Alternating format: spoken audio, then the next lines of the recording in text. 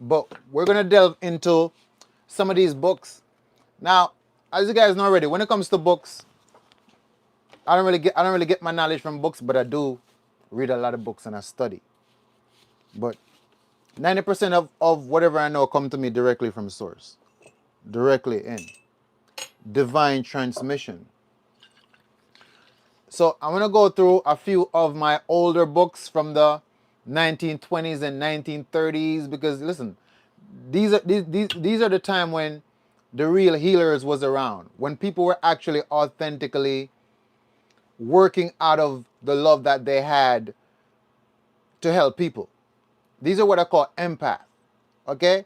So it's like if you're not an empath, I don't even really think you're a healer because empath can feel other people's emotions, other people's pain, other people's suffering or sorrow. You see? So you find that the empath, those are where you find the people who nurtures, because everybody is different, right? Like some people is good at nurturing and helping others. Other people are like very strong. There's other people who's more like warlike, more aggressive. And everybody's unique when you put them in the right places where they're actually needed, basically. So this is the orange juice that we made last night. And we put a lot of key limes in it, right? And this is for what? For adrenal glands, to restore the adrenal glands. So remember, we're talking about we have to give the adrenal glands the vitamin C because it needs that to regenerate itself, because the adrenals always producing cortisol to help you to deal with stress. And then the adrenal gland is going to pull up on the vitamin C level to regenerate itself, because the vitamin C is the fuel for the adrenals. So you somewhat want to make sure that your vitamin C level is up to par. I'm giving you all the solutions that you need already when it comes to the adrenals, right? And I said, all right, um, you want to get the vitamin C from orange juice. If you don't want to drink no orange juice, if you ain't got no orange juice, you can get it from pine needles. You can get it from pine buds. You can get it from papayas. Okay? Basically.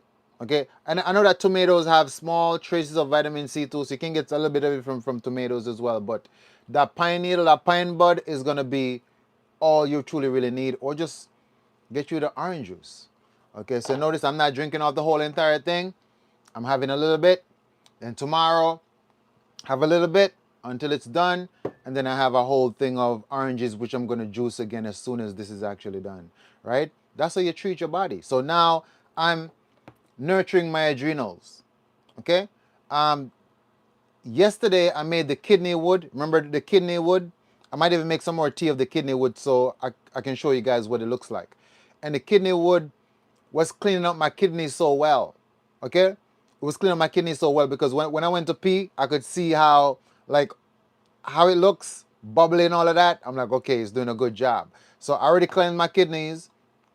Now I'm cleansing. I'm cleansing and nurturing my adrenals, right? Last week, I did a colon cleanse and a parasite cleanse, right? And so in the next couple of days, I'm going to be doing a blood cleanse. I already started drinking the chaparral and the burdock. I'm going to do a blood cleanse. So I go through cycles where I'm hitting every systems of my body. I move from this system to that system. I make sure everything is clean. Then I nurture. Like right now, I'm not taking no CMOS. I'm not taking no CMOS right now because I'm cleansing. But as soon as I'm done cleaning the blood, right, and I'm done cleaning the liver, then now I start to get on my CMOS, because after I clean, I want to do what? I want to replenish. I want to nurture. Then I clean, I replenish, I want to nurture, because here's what. When you're cleansing, keep in mind that as your body's detoxing and pulling out heavy metals and different things, you're also going to lose some minerals too. You may lose some iron, some magnesium, some copper. So it's essential that you also replenish back your body back with the minerals that you need. You see? But I'm going at every systems in my body because I have to ensure that I stay healthy so I can be here to fulfill my purpose. Okay? My responsibility in this lifetime, that I know from deep within the core of my essence, that I need to fulfill my purpose in this lifetime. That's what I'm here to do. Nothing else. I'm not interested in nothing else, as you can tell. I'm here with you full force in this all the way through. Okay? So I have to ensure that I'm healthy, right? Mentally, physically and spiritually so that I can show up. So you see, I can't play around like y'all. Oh no, I'll do this next time. No, no, no. I have to make sure I cleanse my system. And in a couple of days, we're gonna start our fast, and we're gonna do a 12-day fast. I actually encourage y'all to come and join me on the fast. I'm giving you all the support that you need every single day. Okay, you're gonna tap in with me on video call as a large group. I answer all your questions as you're going to the fast. We make our teas together. We make our juice together. We jump in a trampoline. We're going to the sauna. We complete the day and done. We meet again tomorrow. So I'm here to support you through the whole entire fasting and cleanse. So if you don't want to do it, that's up to you. Okay? Listen, I'm going to feel content because I know that, hey, I showed up. I showed up and, you know, to the best of my ability, and I try to help you all. If you don't want to get in alignment with your own growth process, if you don't love yourself enough to, cleanse out your temple and, reach a certain level of health and vitality, that's on you, because at the end of the day, everybody has their own power of free will. I can't force you to do what you don't want to do. If you don't love yourself enough, what the hell can I do about that? But I'm going to feel content knowing that I try to help you. I try to be there for you, and you just didn't want it. So, yeah, I'm going to do my job. Okay, I'm going to do my job. So, if God is really up there watching like how y'all think, because I don't know why you guys think that there's an individualized God in the heaven hiding behind the clouds and looking down on what's going on down here. Listen, if that's really true, okay, even though it's kind of funny when you think about the whole concept, or you guys think of God as some man that's hiding, whatever. But I mean, your belief is your belief. I'm not here to challenge your belief or whatever. But if that's truly really how it's going down, at least God will see that, yo, I try to help your ass, right? But you still want to get up in the morning to drink coffee and eat pancakes and eggs and cereal. So you chose that reality. I did my job. You didn't want the help. Okay? So not sorry for you no more, because I showed up to help you. I didn't ask you for nothing. Notice, I didn't ask you for nothing. I didn't ask you to pay for nothing. Because I'm not doing this for money. This is my purpose. I love to do this. I love to be here helping y'all. Notice? I didn't ask you for shit. Only thing I ask you to do is to love yourself, assert your willpower, and have some consistency, and I will give you the support and all the information you need to bring you through the fasting so that you can be healthier, unveil that greater version of yourself. So if you don't want it, you basically just don't, or you're just not ready to evolve right now, and that's also okay. Okay? That's also okay. All right, so I have this thing that I do where we randomly flip through a couple pages of these books, and if the page land on something that we think that something you may need to know, we read through it, we talk about it, we flip to another page, then we go to the next book, flip to a couple other page, you see, and if we find any information in there that can be more intrinsic to your journey, then that's a gem that you can incorporate or integrate into your life, and we keep moving. Okay, so we're gonna flip through this book. Hear what it says.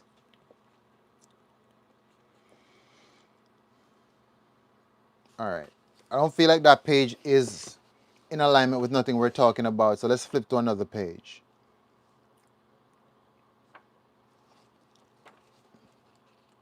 Okay, so this one drops on bowels and colon. Bowels and colon. Okay, let's hear what the book has to say. Okay, let's hear what they have to say. Bowels and colons. So question, here's the question. What are the symptoms of colitis and how can it be cured? Now, keep in mind that I don't like to use the word cure. If you notice, I try to stay away from that word because it's coined by Big Pharma. They own that word cure. That's why whenever Dr. Sebi put out into the paper saying that he cured AIDS, the CIA visited him and told him, hey, take this out of the newspaper. And he didn't take it out, and they arrested him saying he's practicing medicine without a license. So the word cure is coined. Okay? The corporations own the word cure. This is why you cannot claim that you cure anything. It's a word play. If you claim that you cure anything, okay, they're going to lock your ass up. Because that word is cured. It belongs to them. So we use the word healed or reverse. That's why whenever somebody comes to the comment section talking about, oh, you know, what can I take to cure this? And can you cure this? I'm like, no. Rephrase that and come again. Use the word healed or reverse. Can we help you to reverse your HSV, your HPV? Of course. Can we cure it? No. We don't use that word. Reverse or healed. Okay? But the question is asked in the book, so we're going to read it according to how it's asked. Then we're going to explore the answer. Okay? What are the symptoms of colitis and how can it be cured? Answer. The symptoms: a bloody bowel movement, one that hurts you and is irregular, a pain up and down the left side in the region of the descending colon. Okay? Do you guys know what the descending colon is? Okay? Let me get a diagram, because I don't want it to go to one ears and come to the next. I want you to learn. I want you to understand the different parts of the colon. Okay? I want you to have the knowledge.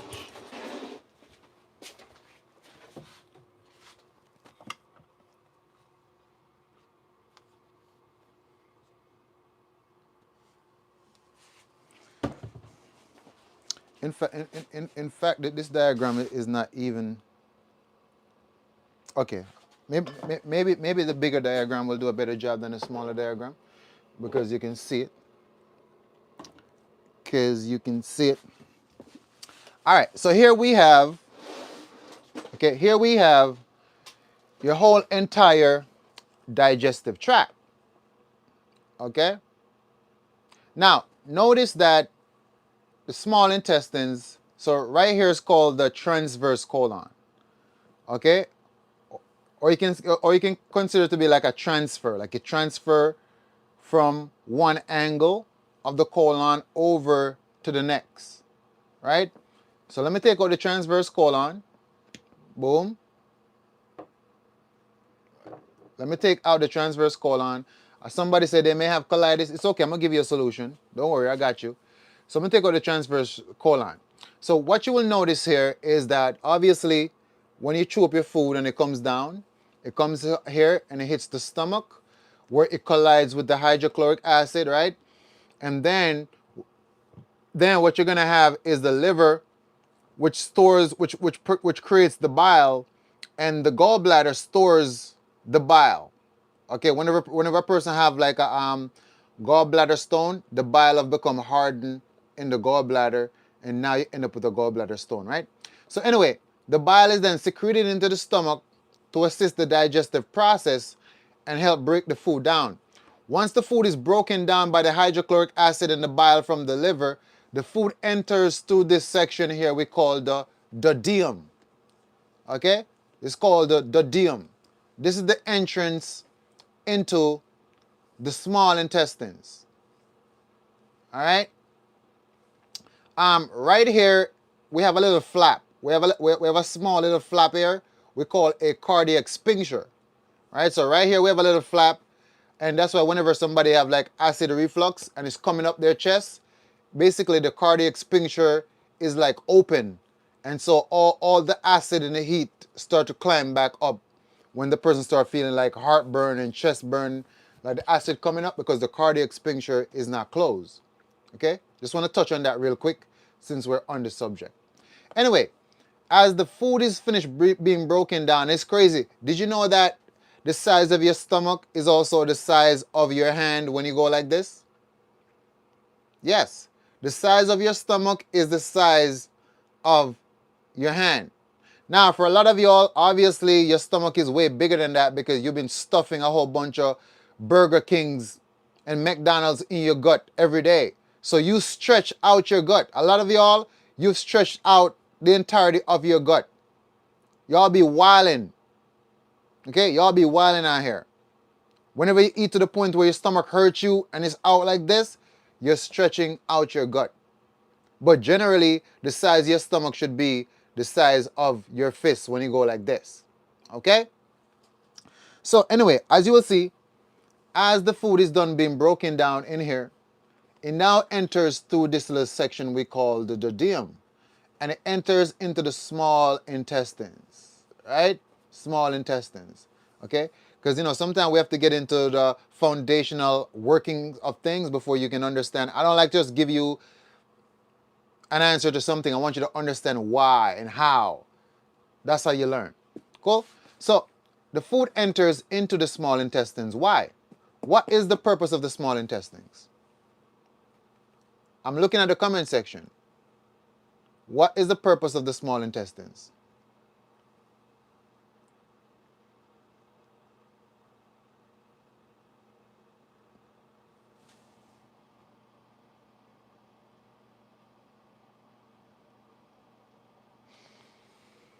Okay, yes, absorbing.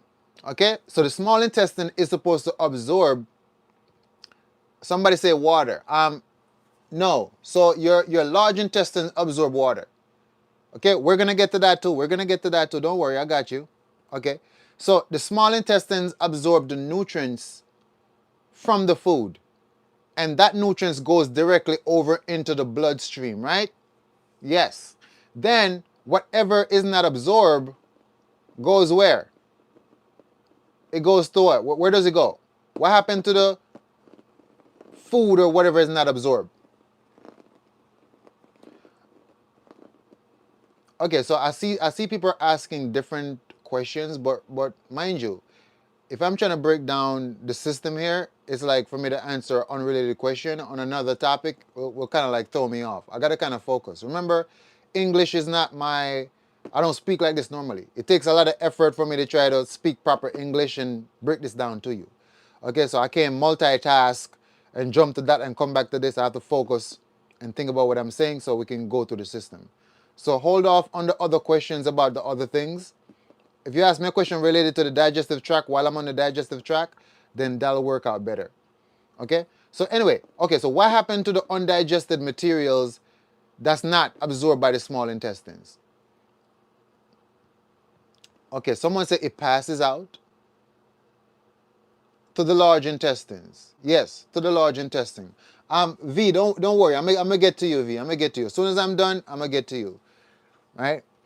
Um, So obviously the undigested materials now goes to the large intestines. Now somebody mentioned earlier about the intestines absorbing water. The water is actually absorbed by the large intestines. Your body absorbs water from the large intestines. We're gonna get to that. Anyway, once the food, undigested materials, comes through to the end of the small intestines, it goes up to what?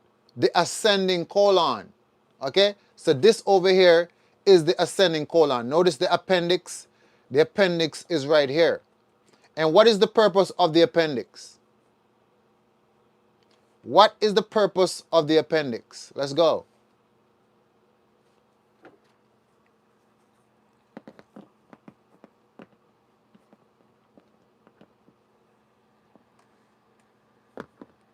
I'm paying attention. What is the purpose of the appendix?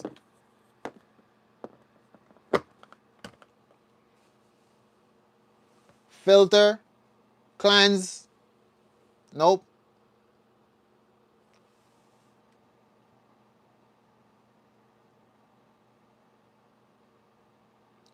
I mean, if I tell you, remember, you gotta also think. Even listen. Even if you get the answer wrong, that's cool. You're still thinking. That's the whole point. You're trying to exercise your mind. You're using your mind, your faculty, trying to figure this out. That's okay. Even if it's wrong, that's cool.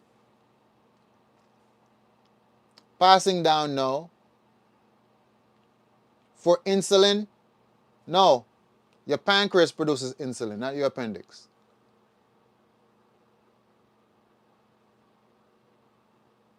Create bile, no. Your liver creates bile. Your gallbladder stores the bile.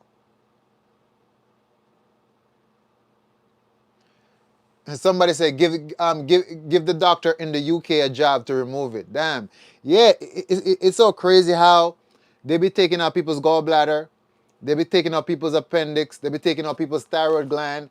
And guys, you have to think, God would not put these things in your body if they're not supposed to be there.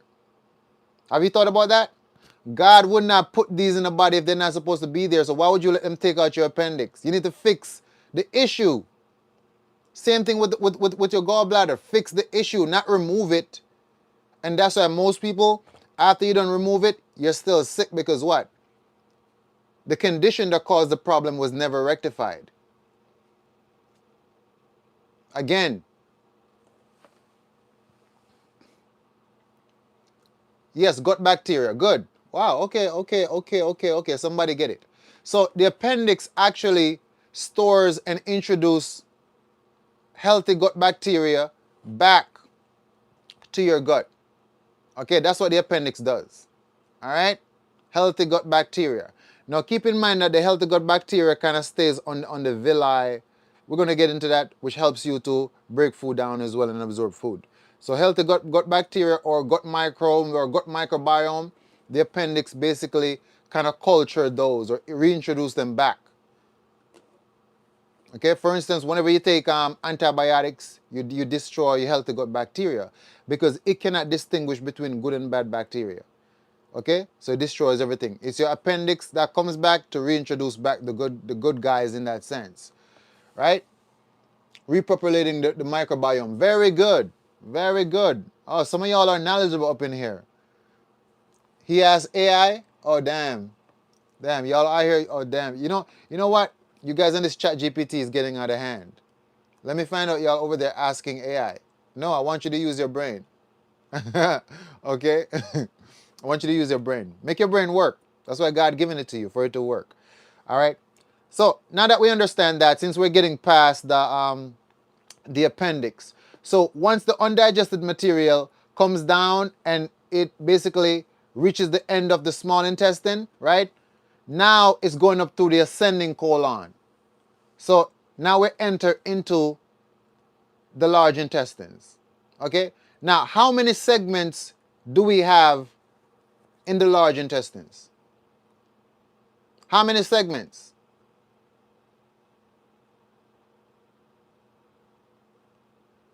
I'm paying attention to the comment section. Go ahead. Let's talk about it. How many segments do we have that makes up the large intestines? 3? No, wrong. 3 is wrong. 7 is wrong. Why 3? Somebody said one long ass segment. No, it's not 3. 3 is incorrect.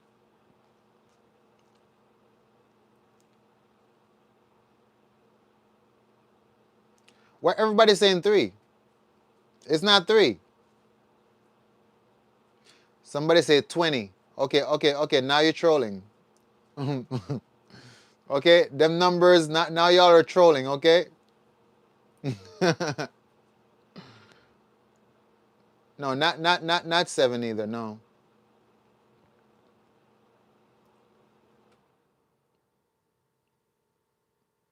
Okay, 4 is the answer. Yes. And I mean 5 is also not wrong, including the rectum. So that whoever left that comment is very smart. Okay, but yeah, generally okay. So we have 4. We have 4 segment. Okay, we have 4 segment to the large intestines. We have what? Ascending colon, transverse colon, right?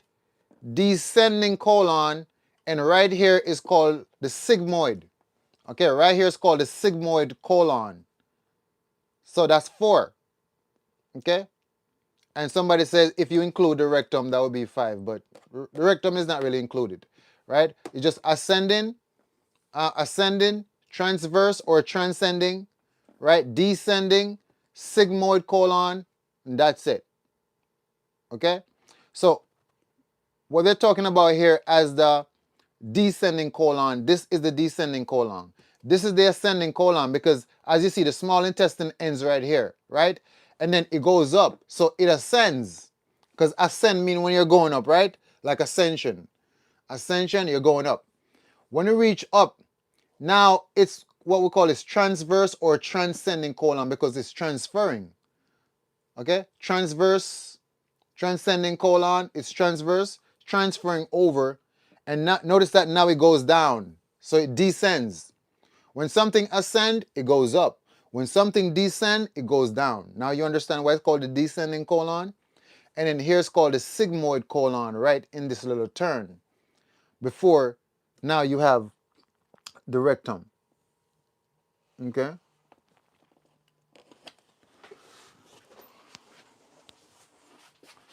Give me a second here.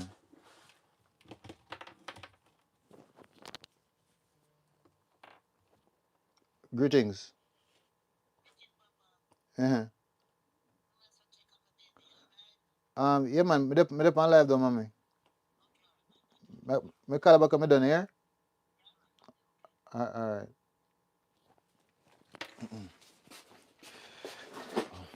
That's my mom checking on me. All right. So we have 4 segments to the colon. So this is what we call the descending colon. Okay? This is the descending colon. So now you understand what the descending colon is. We have to go through the whole phase. All right? So we're going back to colitis. What are the symptoms of colitis and how can it be cured? Answer. The symptoms. A bloody bowel movement. These are the symptoms, right? A bloody bowel movement, one that hurts you and is irregular. A pain up and down the left side in the region of the descending colon, though more often on the right side. Frequently, colitis is mistaken for appendicitis. Okay, it says, I don't like to use this word called cure, but here is the solution to heal it. Do not take any food into the stomach. Do not take any food into the stomach. Okay? It will have to be digested and its content pass over the sore place. Should be fasting. See that? But what happened? You're still gobbling up food. Your doctor never going to tell you to stop eating, right? Give you some drugs. Okay? Instead, feed yourself juices. Okay? Let me see here. It says also give yourself a daily olive oil rub to nourish through the skin. Because remember, we talk about anything you put in your skin goes directly to your bloodstream. So if you put oil over a certain area, it's gonna go directly into that organ, directly into that area.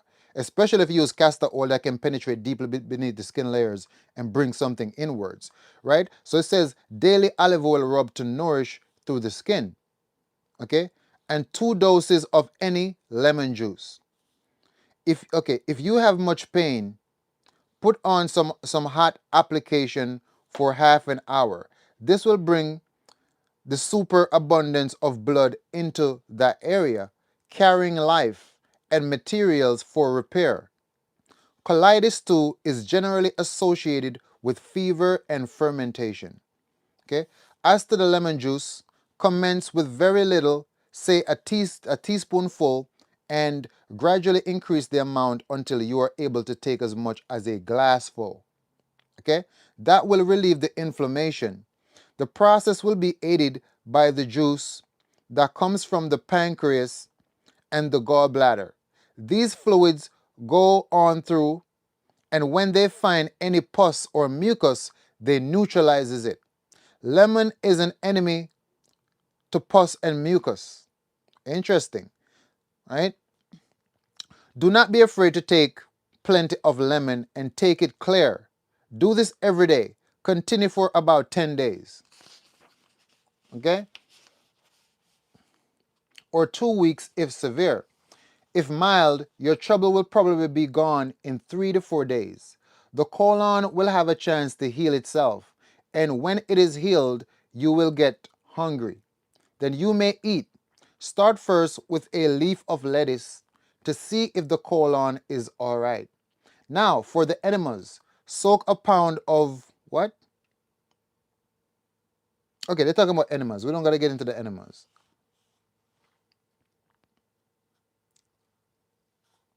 Okay, it says, what cause of a cyst in the large intestines? How can it be healed? A cyst is like a ulcer. An intestinal cyst is caused by eating bad foods and parasites, of course, that irritates and clog up the membrane of the colon. The little villi there are the absorbers of nutrients from the food. It does not take much cooked foods to clog them. Okay, a whole bunch of stuff. But basically, you need to do a parasite cleanse. Okay, you need to do a parasite cleanse. That's how we talk about the importance of parasite cleansing. Whenever you have cysts, right? Also keep in mind that it's the parasites basically creating a nest for their eggs. Same thing with people who have a cyst on their pancreas. That's a parasite doing that. Ain't no natural function of the body for a cyst to develop on your pancreas or just in your intestines. Parasites, you're not doing proper parasite cleansing. Okay?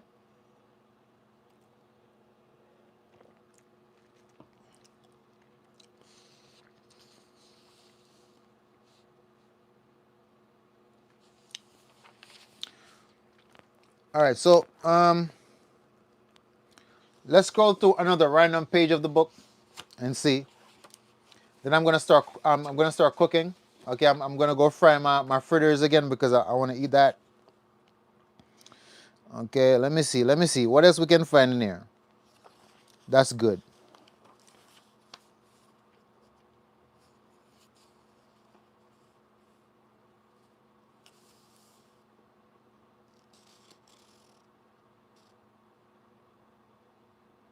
Yo, why they talking about relationship in the book? They wild for that. Why they talking about relationship? So I guess the author was just answering a whole bunch of questions in this book.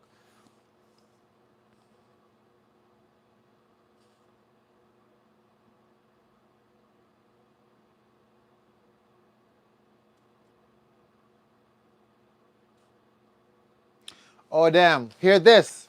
Okay, it's my first time. Remember, hold on. Let me put this aside. Hold up, hold up.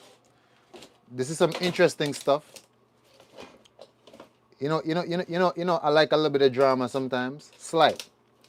I like healthy drama, okay? I like a little bit of drama, but healthy drama. Okay, so the question in the book says this. What will be the right way of sex mating in order to be in harmony with nature? Hold up. What would be the right way of sex mating in order to be in harmony with nature? Okay? Answer to the question says here. Too many of us do not understand how to choose mates in the present status of society. Too many eat so much flesh food that they are excited with passion instead of love. Wasn't this what we're talking about for the last 2 nights? Remind you, I've never read this page before. Okay, I didn't make it all the way around to the book because I'm reading I'm pretty sure I'm reading at least 70 different books at the same time. This is the same thing that we talked about. Okay, and this came through literally while we're on live. It says again, too many of us do not understand how to choose mates in the present status of society. Too many eat so much flesh food that they are excited with passion instead of love. Again, lust and not love.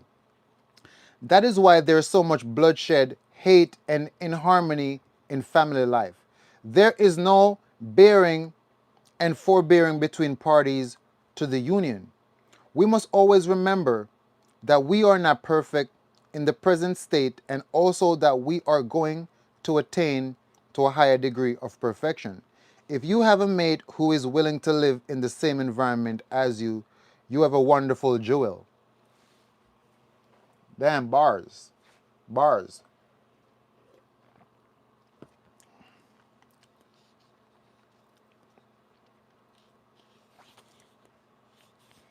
Okay, let's skip to the next random page. Then we're going to move on to the next book.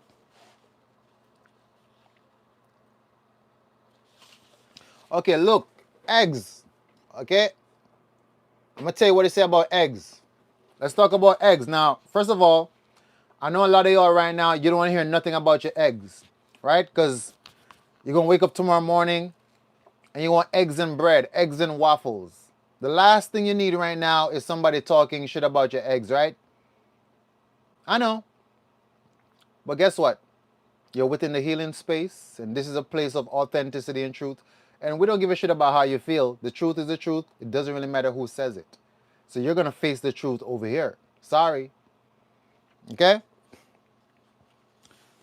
Eggs. Please tell me about the use of eggs, okay, for food. It says, do not use eggs. They have a high protein content as well as much animal albumin. Okay? It says here, you may use, okay, so I guess they were answering this question in an application, but it says they have a high protein content as well as much animal albumin. Okay?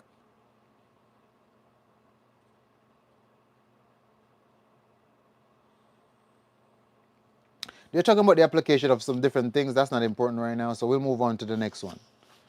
So that's one factor of eggs that you need to know about. And keep in mind that the yellow part of the egg is pure cholesterol. So I know that some of y'all, you're gonna eat your egg regardless. You don't really love yourself that much. You don't care that deeply. You're like, yo, we all gonna die anyway. I don't care what you say. I'm gonna eat the eggs. Listen, if this is your approach, at least eat the white part of the egg and not the yellow part. You see the yellow part of the egg? That's what contains all of the cholesterol that clog up your arteries. That's why so many men is literally taking honey packs. Your arteries are clogged.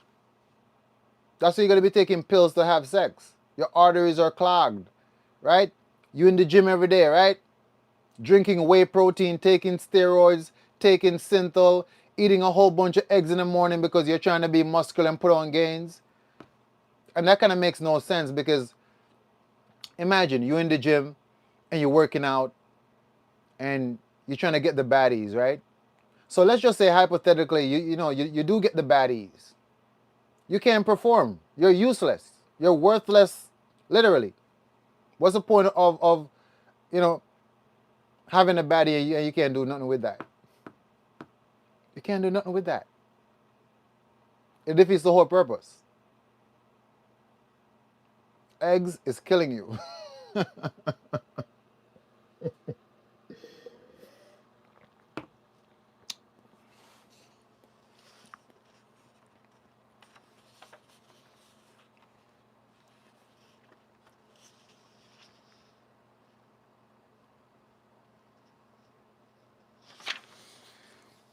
All right, so let us go to another random page.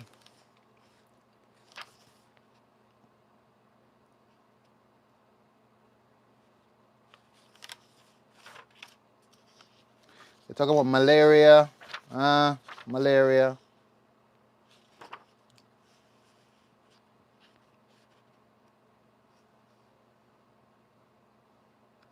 Okay, here's a popular question that a lot of people be asking. Okay, it says, how can we get strong and develop muscles if we do not eat meat? Again, a lot of y'all keep asking this question. I've been explaining this already, that obviously plants contain amino acids. Amino acids are the building block of protein. Plants are the original source of all protein. We've been talking about this for years, but some people, it's like, I don't know, they're hard-headed. Okay, this is basic common sense, but I'm going to go to what the book has to say about this.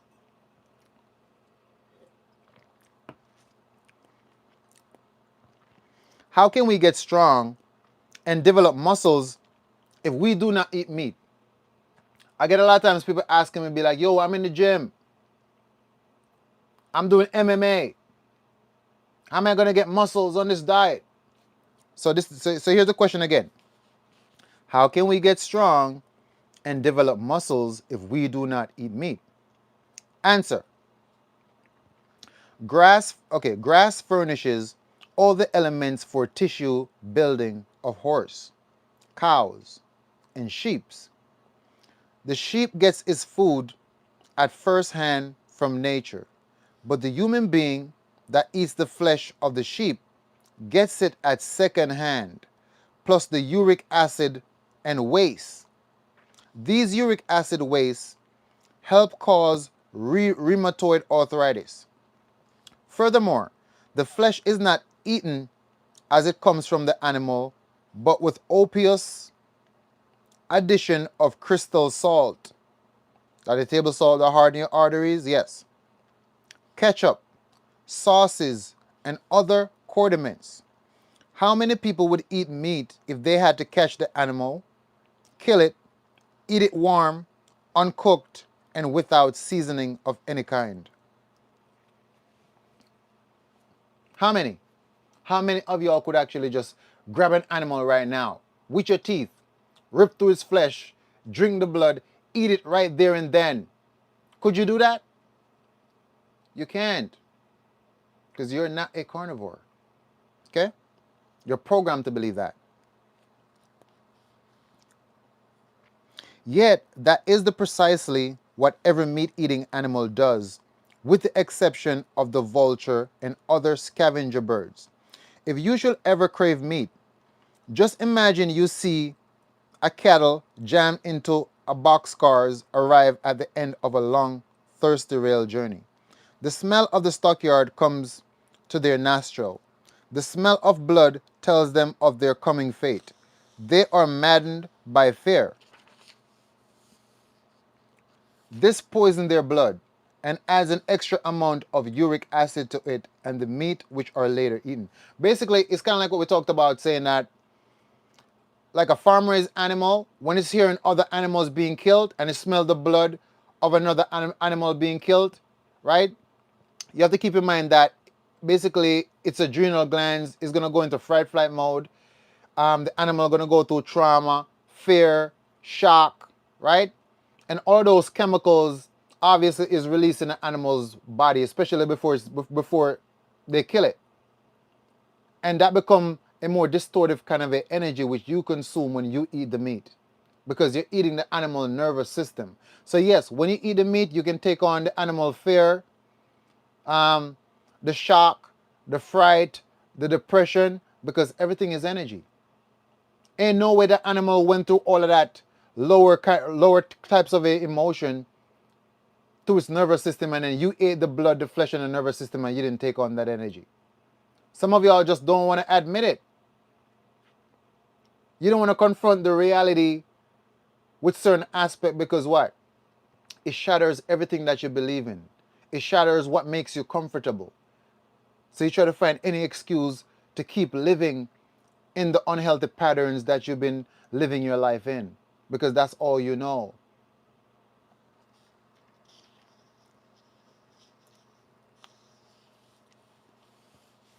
It says here, question, the Bible does not seem to oppose the eating of meat. Because again, a lot of times people want to run to the Bible and be like, yo, but the Bible didn't say you can't eat meat. I get this. Listen, I get this from y'all all the time. Let's hear what's being said. Okay, question. The Bible does not seem to oppose the eating of meat. What is your opinion on this subject? Answer. In a certain great book, we are told, okay, have dominion over the fish of the sea and over the birds of the heavens and over the living thing that moveth upon the earth. And God said, behold, I have given you every herb yielding seed, which is upon the face of all earth, and every tree in which a fruit of the tree yielding seed. To you it shall be for food. It did not say you shall have dominion over animals to kill them. Okay? Suppose I had a section of land on it, right? Some purebred cattle, horse, sheep, and chicken, and suppose I say, my friend, you may live on that section of land. Make yourself happy. Make yourself happy there.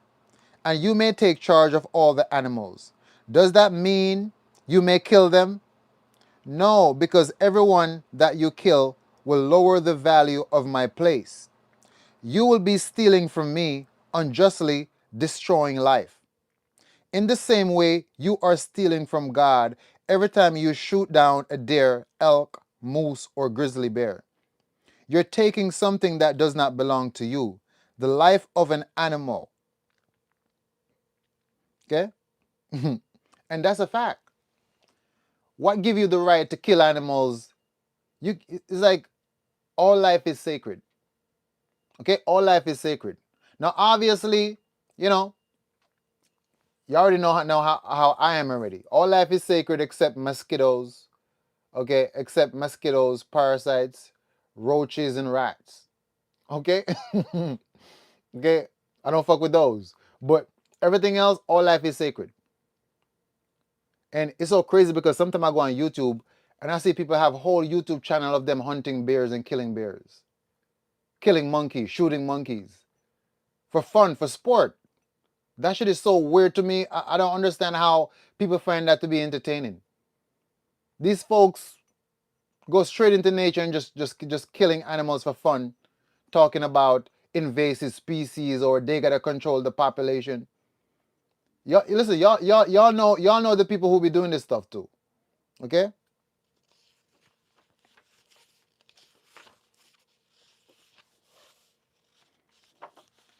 So there you have it. Okay? If God said you have dominion over the earth, it did not say for you to go around slaughtering and killing all the animals. Okay? It did not say for you to go around slaughtering and killing anything. And it's so crazy because you know what's so funny about the human condition?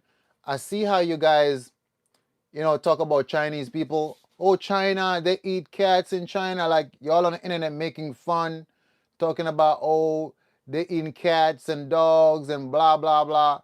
But remember, you guys only have a problem with it because what? Cats and dogs are your favorite pets. But what's the difference between a dog and a goat or a sheep? There's no difference. The difference is favoritism. You see? You have a problem with people in another country eating dogs because in your country, dog is your best friend.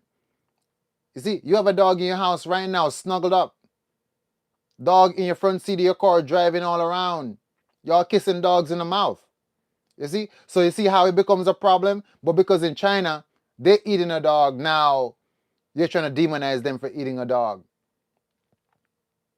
That's, what's the word? Hypocrisy? That's how you pronounce it. Same thing. Y'all talking about how they eat cats just because cats is your favorite pet. So what about somebody who has goats and sheep and cows as their pets? They can look at you and say the same thing. That you're evil for eating cows and goats. But to you, that's not evil to you. That's food for you. You don't care. You see how the human mind and the conditioning works? You see that? Very interesting, right? Very interesting.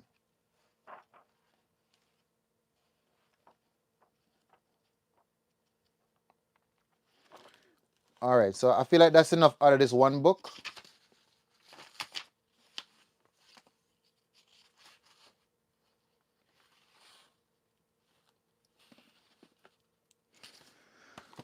All right, so here's what we're gonna do before we go back to the books.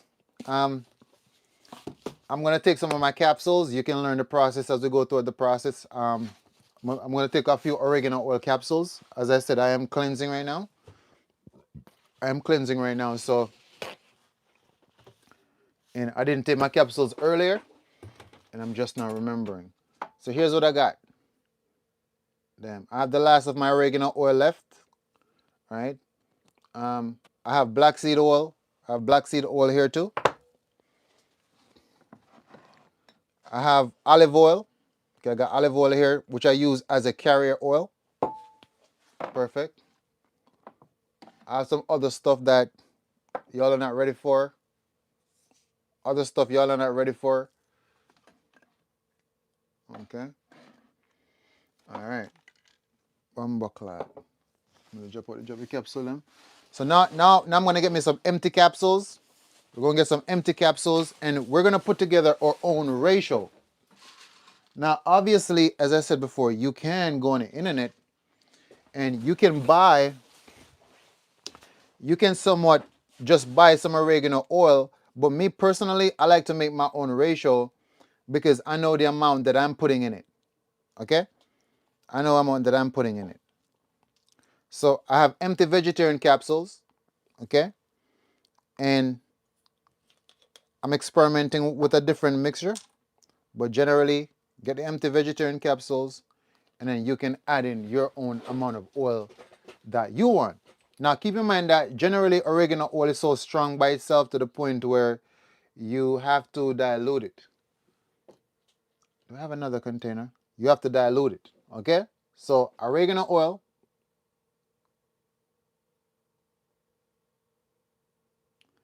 Now obviously, as I said before, you don't need so much, but my body's kind of used to all kind of different stuff because I use my body as like a vessel to experiment and try different herbs and different things, okay? So generally you will use less than what I'm using, and then now you can use olive oil. Use olive oil as like a carrier oil to then dilute it because by itself it'll be too strong.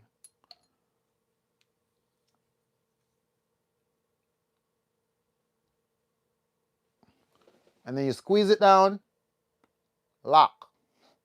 You just made your own oregano oil ratio basically. Now first start off with around 3 drops first. If you're doing this for the first time, you basically load up a capsule with olive oil and put around 3 to 4 drops of the oregano oil. And as you go forward, you can start to improve and basically use more and use more and use more. Okay? But you want to start off slow at first.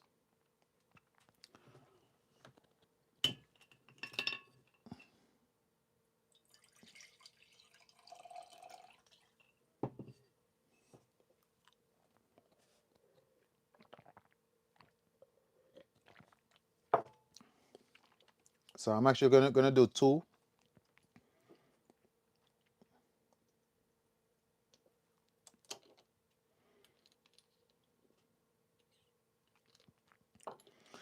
So here's what. When you're doing a parasite cleanse, you can do 1 capsules daily. Okay, oregano oil will fix any kind of candida. If you're dealing with candida, if you're dealing with yeast, oregano oil is gonna be your friend. Okay, oregano oil is gonna be your friend.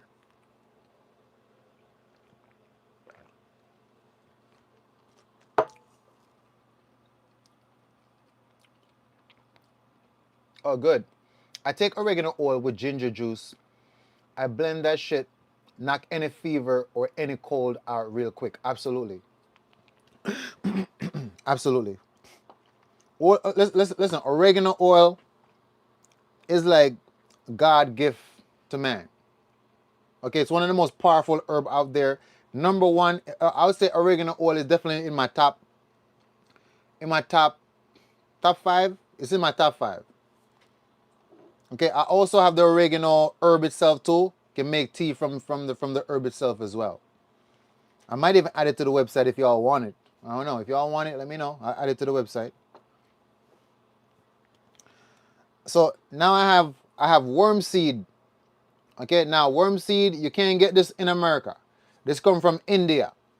Okay, this is a herb that's very powerful as a parasite cleanse. This is the oil, worm seed oil.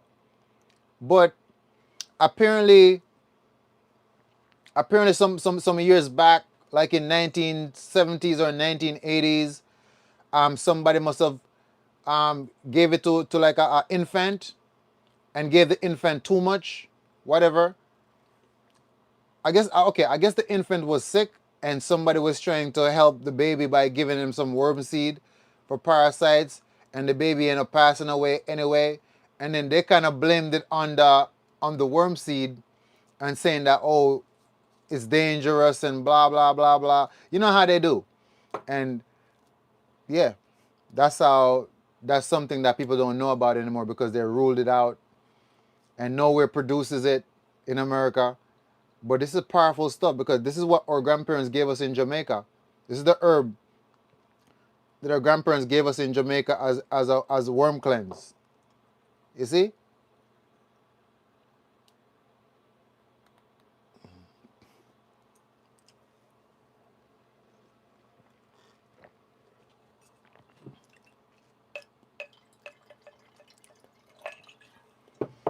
All right. So that's that. So I'm down to the last one now.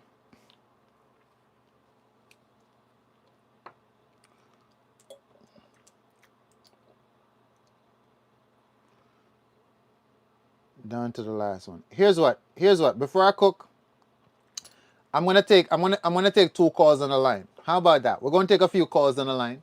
Let's take a few calls on the line. Okay, don't do too much now. Don't do too much now. Okay, we're gonna take a few calls on the line, and I'm gonna answer your question. Okay.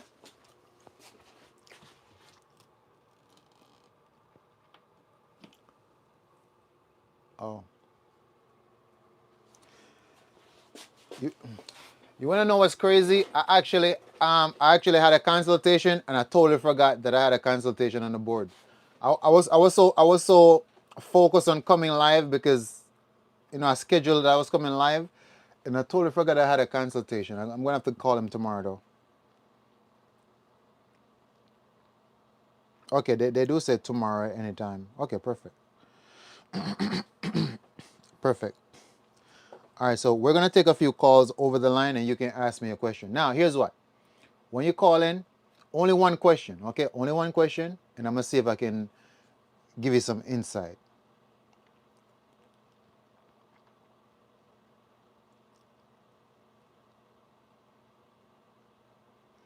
Okay.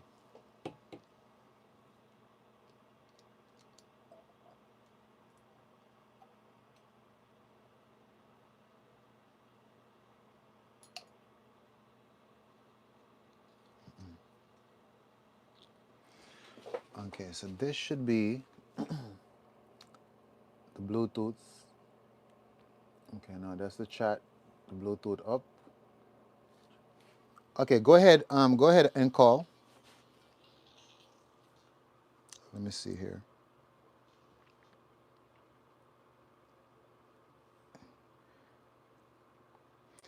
Greetings. Can you hear me? Okay. What question do you have for me?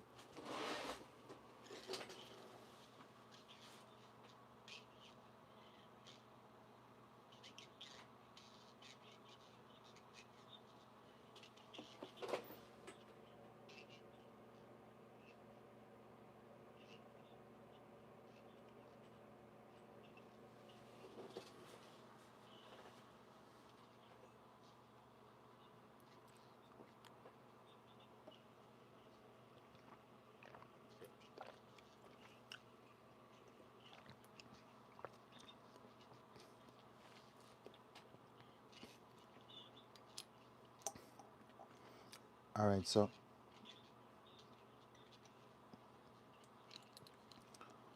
okay, that means that your liver is burdened by fluke parasites. So, are you experiencing fatigue and tiredness?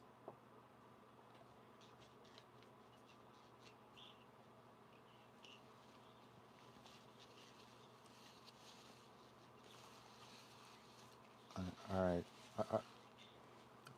I got you. So here's what you're gonna do.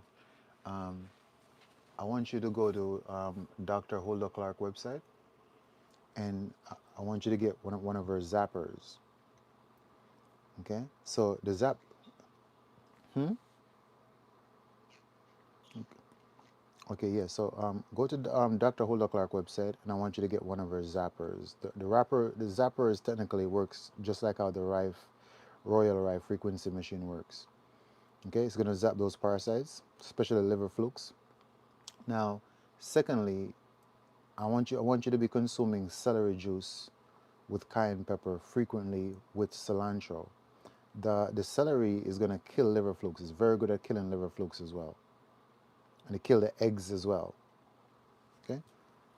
Now, okay, now you have that down?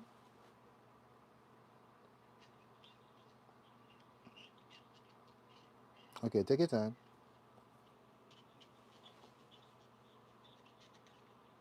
I know.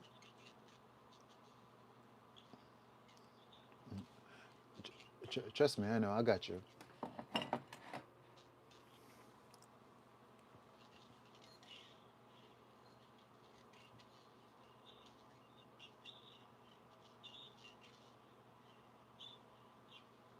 Mm-hmm.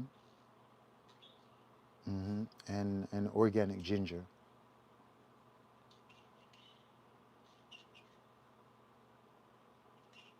Mm-hmm. All right, so you're gonna put those together. You're gonna drink those frequently, right? That's gonna help you with the flukes, and utilize the zapper very frequently. Now, cloves. Do you have cloves? Do you have cloves in the house? You, okay, so I want you to make tea from them, and I want you to make it very concentrated. Okay, make it concentrated. Okay. Secondly, do you have access to papayas?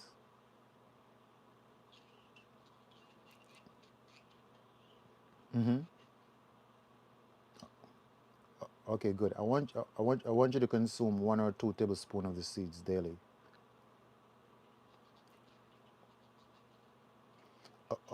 Okay, okay, so here's what we're gonna okay, here's what we're gonna do about the bowels. We're gonna use slippery elm bark. Okay, okay, yeah. If you can find a slippery elm bark, we're gonna use that for the bowels. Aside from that, can you get your hand on some tamarines?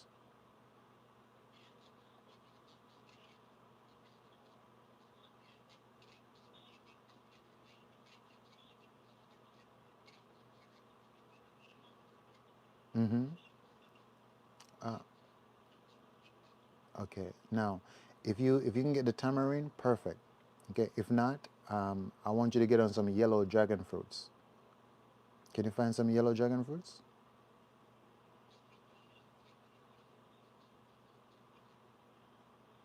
Mm-hmm.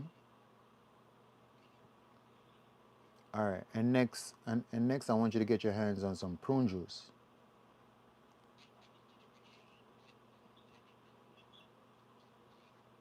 Okay, good. And it's sending you to the bathroom, correct?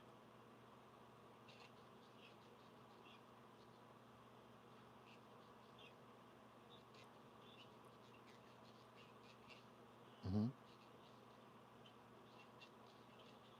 Okay. Okay. Okay. Perfect. Perfect. Now, since we have that under control, the main thing we're going to focus on, which is going to be answering your question, out of all the conditions that you have right now, what is the main thing that you should focus on right now? That's going to be the gut. Okay. Major of the parasites in the body is actually in the gut, in the intestines. So, if you can get your hand on some Cascara sagrada, yeah, this herb is going to change your life. Yeah, Cascara sagrada.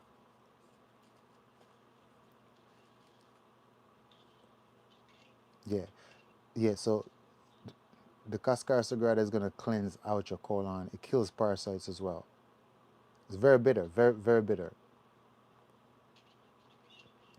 Okay, so okay, so you utilize those, and especially if you're joining me on the fast, I definitely can give you way more information to help you throughout this journey. But generally, when you have parasites to this level, it becomes a battle, like a daily battle that you go through. So I know exactly what you're talking about, and it's not just one; it's all different kinds. Hmm.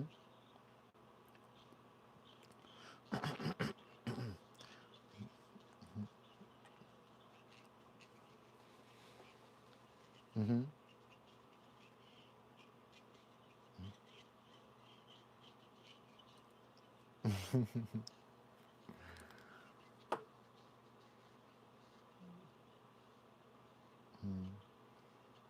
All right, you're welcome. I look forward to connect with you during this 12-day fast. All right. All right. Later. All right. Next person. Go ahead. Go ahead. Go ahead and call in.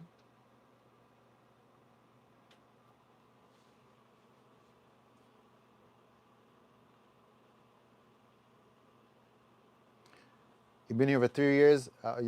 Listen. If you've been here for 3 years, you gotta be super healthy. Okay, you gotta be super healthy.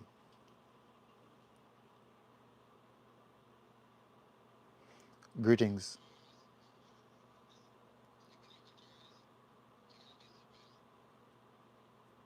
Okay, somebody else. I don't know why that's echoing back with that person's phone. Can go ahead and call. Okay, so the number. Okay, thank you, Bella. There it is. Let me pin it. Let me pin it. There we go. That's the number. Okay, Bella have the number in the comment section. If you want to call in, 347-337-4067. Okay, we're going to take a few calls, then we're going to get back to everything. Then I may end up taking a few more calls again before we actually close out in the session later on. Still quite early, so yeah.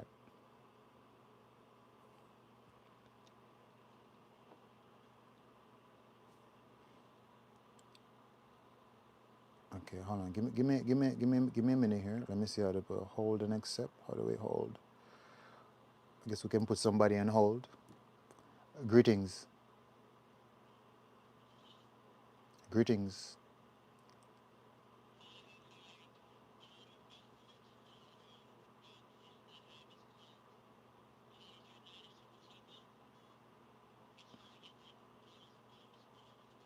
Mm-hmm.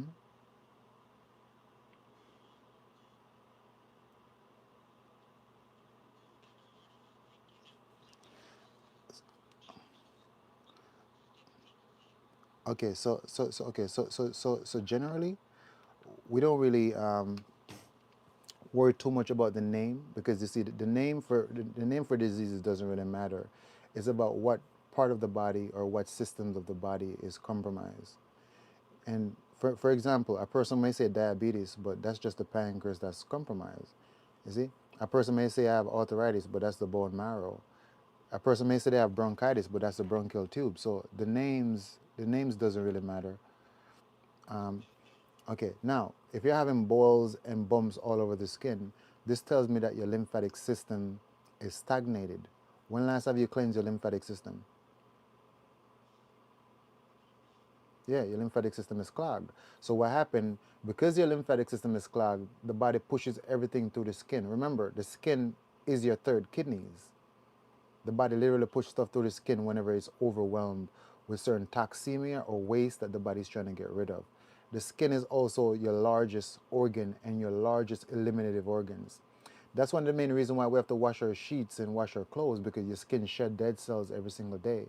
It is the body's largest organs because it's stretched over the entirety of the body, and the body utilizes the skin to push out most of its waste.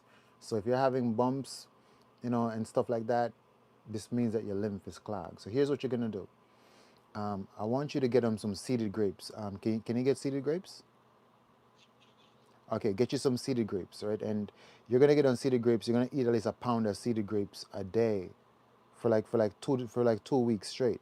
1 pound every day. Be sure that you're washing them off in baking soda and vinegar to remove any pesticide or wax off of them. Okay. Now, secondly, if you can get your hand on some cleavers, we need a lymphocyzers. Okay, a lymphocyzer is any food, substance, or herb that stimulates the movement of your lymphatic system. Okay, so get some cleavers. If you can't get in a cleaver, I'm pretty sure you can get cleaver in a herbal shop. If not, you can go to my website and get a lymphatic cleanse. That's an option too. Okay, now, go ahead. Okay, now, thirdly, you're gonna buy a rebounder. You're gonna go on Amazon. You're going to buy a rebounder. It's gonna cost you around $80, $90 for a rebounder. Okay, you're gonna do 20 minutes on the rebounder every day. That's gonna move your lymphatic system. Right now, fourth, you're gonna buy you a portable sauna, or if you have a sauna at your gym that you have access to, but you're gonna be going to the sauna to help your body to release waste and toxins through the skin.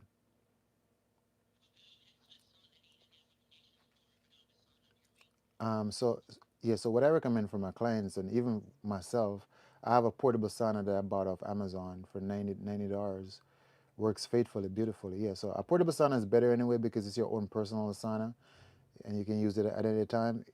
You can fold it back or put it inside of the box if you feel like it's taking up any space. So it's perfect. Get a portable sauna off Amazon. Okay. Now the last thing that you can do, you can go to the massage places and tell them that, hey, I need a deep tissue lymphatic system massage. Yeah. Yeah, that's gonna manually move your lymphatic system. Once your lymphatic system is functioning and moving again, you find out everything you're experiencing right now just goes away because the lymph is what removes the waste from the cells, from the tissue, from the skin. Hmm.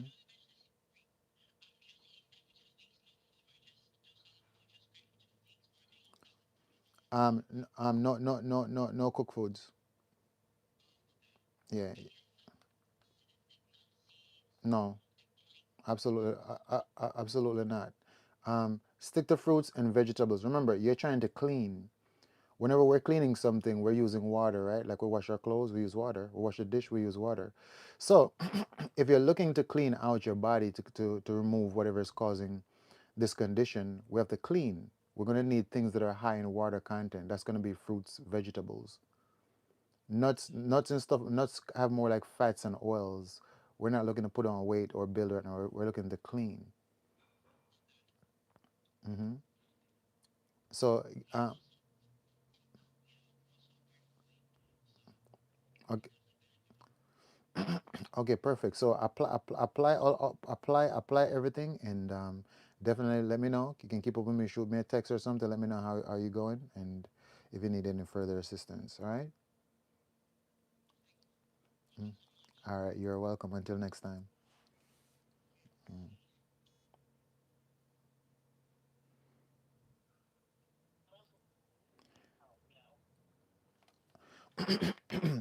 Greetings, greetings, greetings. I'm doing pretty wholesome. How you feeling today? Mm-hmm.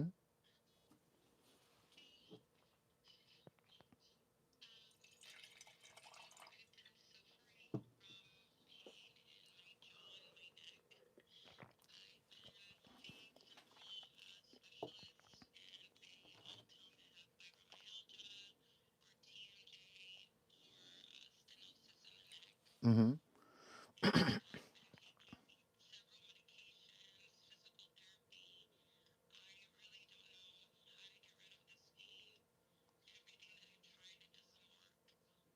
Mm. All right. What part of your neck? The left or the right side? Um.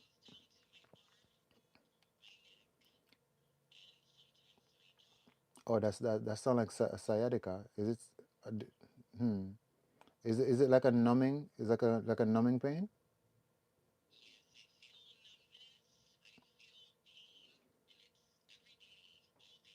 Okay, yeah.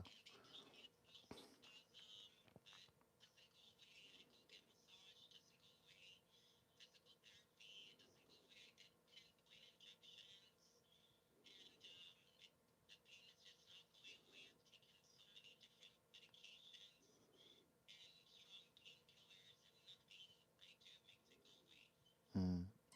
Tell me something. Put your finger at your neck and tell me if your right lymph node is swollen.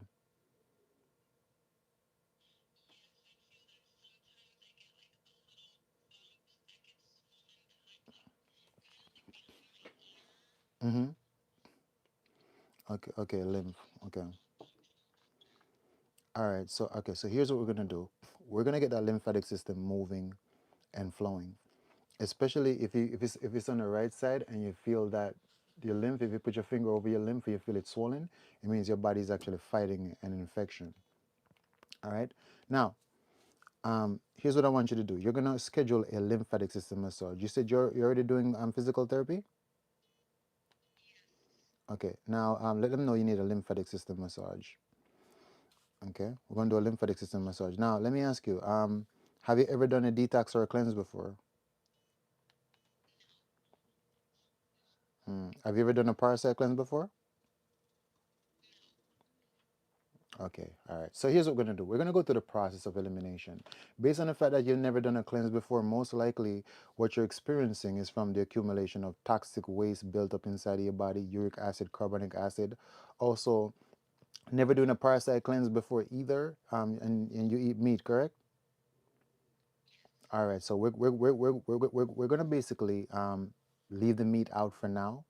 Not to say that you have to give it up completely, even though I would like for you to do so. But during this time that you're trying to find what the problem is, be relief from the problem, we're going to go through the process of elimination. So we're going to remove everything that we know is detrimental to the human body and its genetical structure. We're going to remove all animal products. Gone. Okay? I need you to get on a fruit and vegetable diet. I would even prefer if you could eat more of fruits and veggies and not that much cooked foods. Okay? Then, then while you're doing so, I want you to pick up some yellow dragon fruits. I'm going to clean out your bowels. Now, how much times a day do you eat?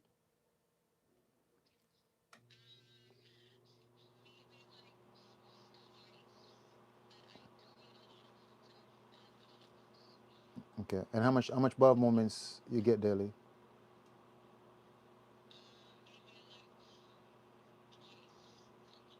Twice. Okay, that's not too bad. Okay, that's not too bad. All right, so pick up some yellow dragon fruits. Okay, next I want you to pick up some parsley, cilantro, dandelion greens, green apples, ginger. Do you have a juicer? Okay, I want you to buy a juicer. You're gonna have to invest and buy you a juicer. Okay, there is a juicer online called a cannoli, which is very much similar to the Nama juicer.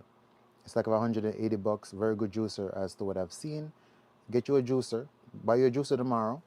And I want you to go to the supermarket and you're going to pick up these ingredients. You're going to pick up the parsley, the cilantro, the dandelion greens, the organic ginger, the green apples, and cucumber. You're going to make green juice. This is called chlorophyll. Okay? You're going to drink at least 24 ounces daily. And keep the diet clean. Now, thirdly, for the pain that you're experiencing, you're going to get white willow bark. White willow bark is going to neutralize any pain. Aspirins are actually made from white willow bark. So that's going to get rid of the pain that you're experiencing.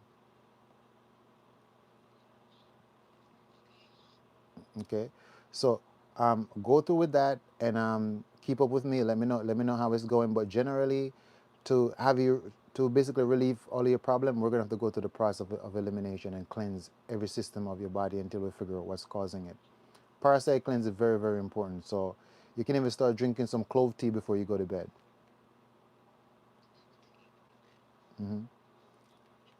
So you're welcome. So apply that. Let me know. Can email me, text this number. So let me know how it's going. Okay.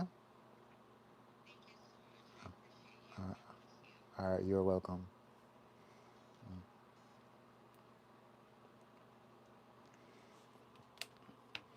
And you see, tribe, this is what I'm talking about. There's so many things that we're going through out there, and as you can tell, you go to the doctors and they don't they're not really there to help you really. Just give you some more drugs. They're not trying to get to the source of the problem.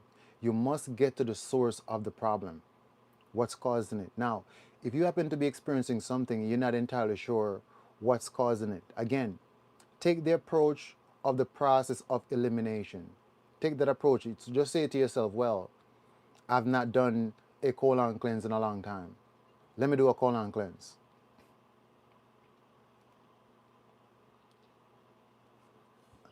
Greetings, greetings.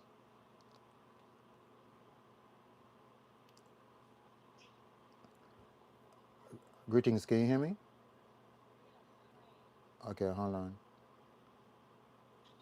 Okay, okay, go ahead. Yeah, I can hear you now.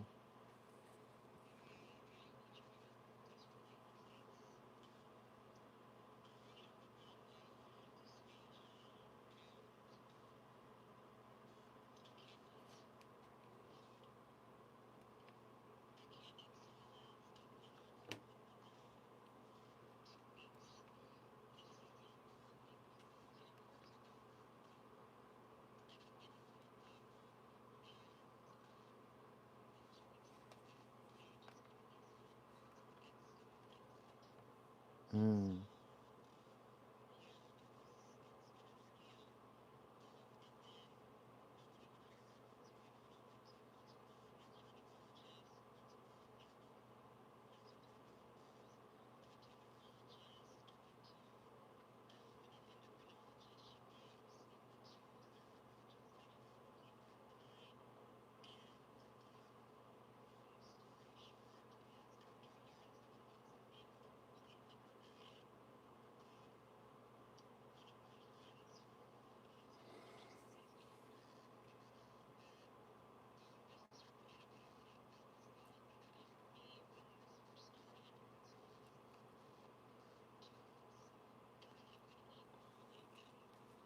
Hmm.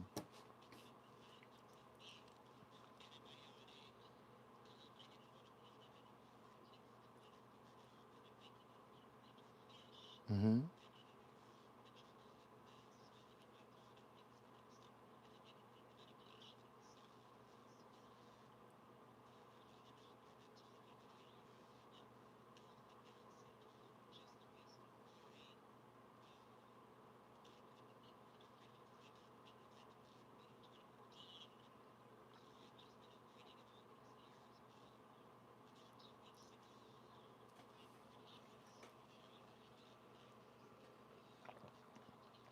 Mm-hmm.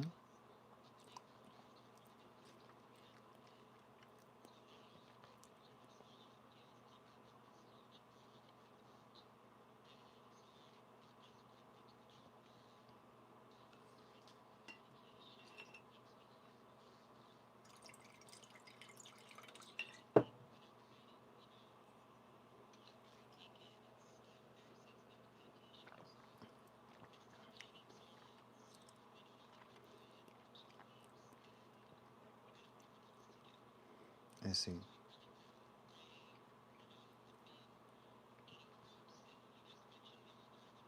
Mm-hmm.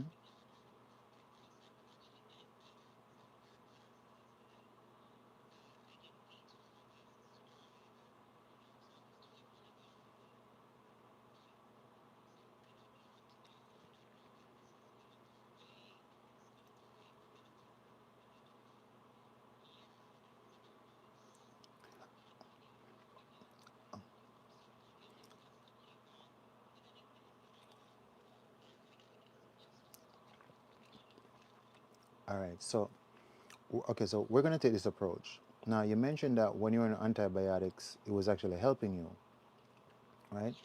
Now, if we're approaching this from an aspect of theory to say that if this is caused by the bug, then we know that if a bug bites you, generally the bug would have to transmit something to affect your body, which would mean some form of a virus, correct?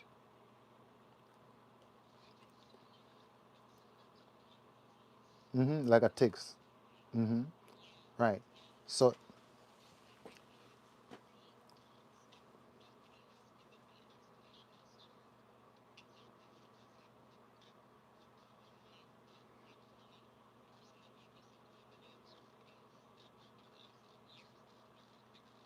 I see.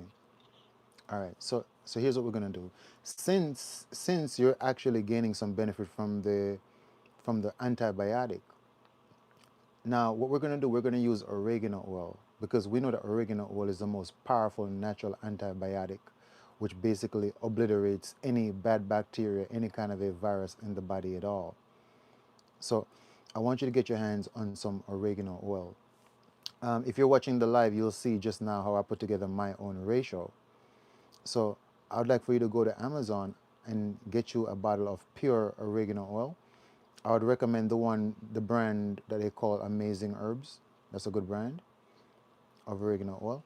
Then obviously you're gonna have olive oil in your kitchen, and I want you to get some empty capsules, some empty vegetarian capsules. Amazon also have those as well. Now we're gonna do one oregano oil capsules daily. Not at all. Okay, okay, okay, okay, that's fine.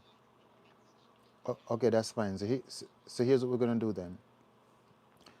We're gonna use 1 tablespoon or a teaspoon of olive oil, with around 3 to 4 drops of the oregano oil, and then you can just drink it like that. Okay, yeah, that basically get rid of any kind of a virus in your system. And given the fact that the antibiotics was working, I know for sure that the oregano oil is going to give you great result. Now, secondly, because I was about to ask you anyway if you have any thyroid problem, because once you're having a problem swallowing, this is telling me that your thyroid gland is swollen, right? So when it, yeah, your thyroid gland is swollen, right? Now, when your thyroid gland is swollen, is because what? The lack of iodine. We call this hypothyroidism as well. Okay, the lack of iodine. You need iodine for your thyroid gland. You're gonna get iodine from bladderwrack. You're gonna get iodine from sea moss. You get iodine from nori. You get iodine from kelp. Listen, it's no difference from a man having a swollen prostate, which is inflammation of the prostate, just because his body doesn't have enough zinc. You see, it's the lack of zinc causes the gland to swell because the gland functions on zinc. Same thing for the thyroid. When the thyroid swell and inflamed, is because there's not enough iodine in the body. So once you start to feed your body sufficient amount of iodine, the thyroid gland restores back to normal, and it's not inflamed anymore. Yeah, so get your hands on some bladderwrack. If you want to as well, you can visit my website. We have bladderwrack capsules, we have sea moss bladderwrack combined. Or if you have a herbal shop close by you, you can just get some bladderwrack and sea moss. Consume sea moss daily. You can make a smoothie with the sea moss since you can't eat anything. Make a sea moss smoothie. Here it is. Here's a formula. You're gonna put in your blender 2 tablespoons of hemp seed. Right? Yeah, hemp. Yeah, hemp seed. Two tablespoons of hemp seed. Right? We're gonna do 1 teaspoon of sesame seed. Right? Now we're gonna do 3 tablespoons of sea moss gel. So I have the natural sea moss, and you can just turn it into gel. Very easy. Yeah, very easy. And then, you're gonna blend it with 3 or 4 medjool dates.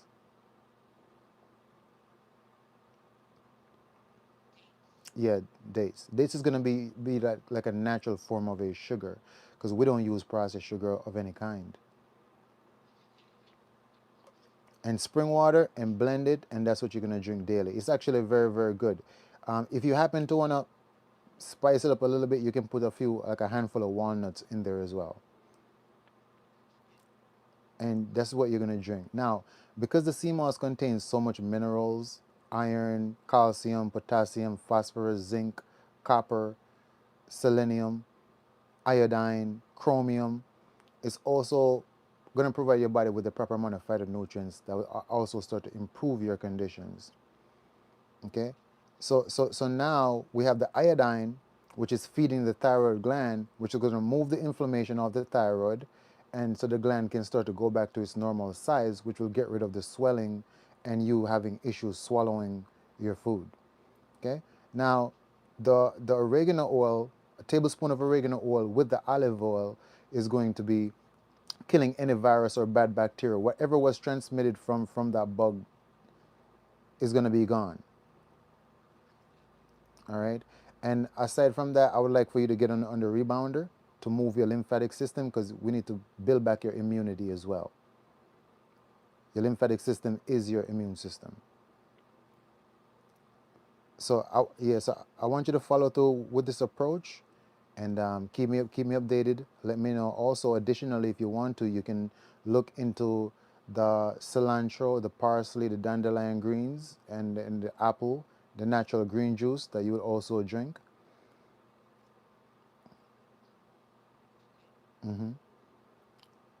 So yeah, apply that, and let me know how it's going. I guarantee it's gonna give you some improvement for sure. A trampoline, a trampoline.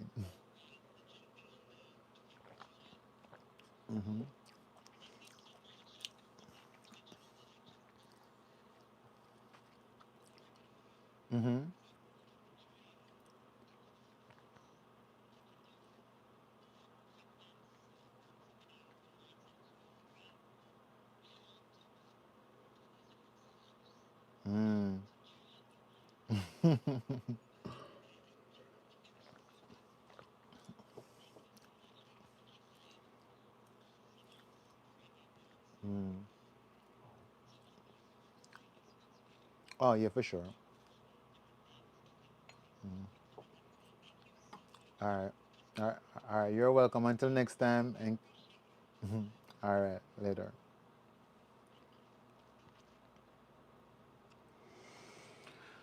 All right. So I'm paying attention to the comment section now. Okay. I'm not taking any more calls until probably in a couple of minutes. So let me disconnect this real quick. All right.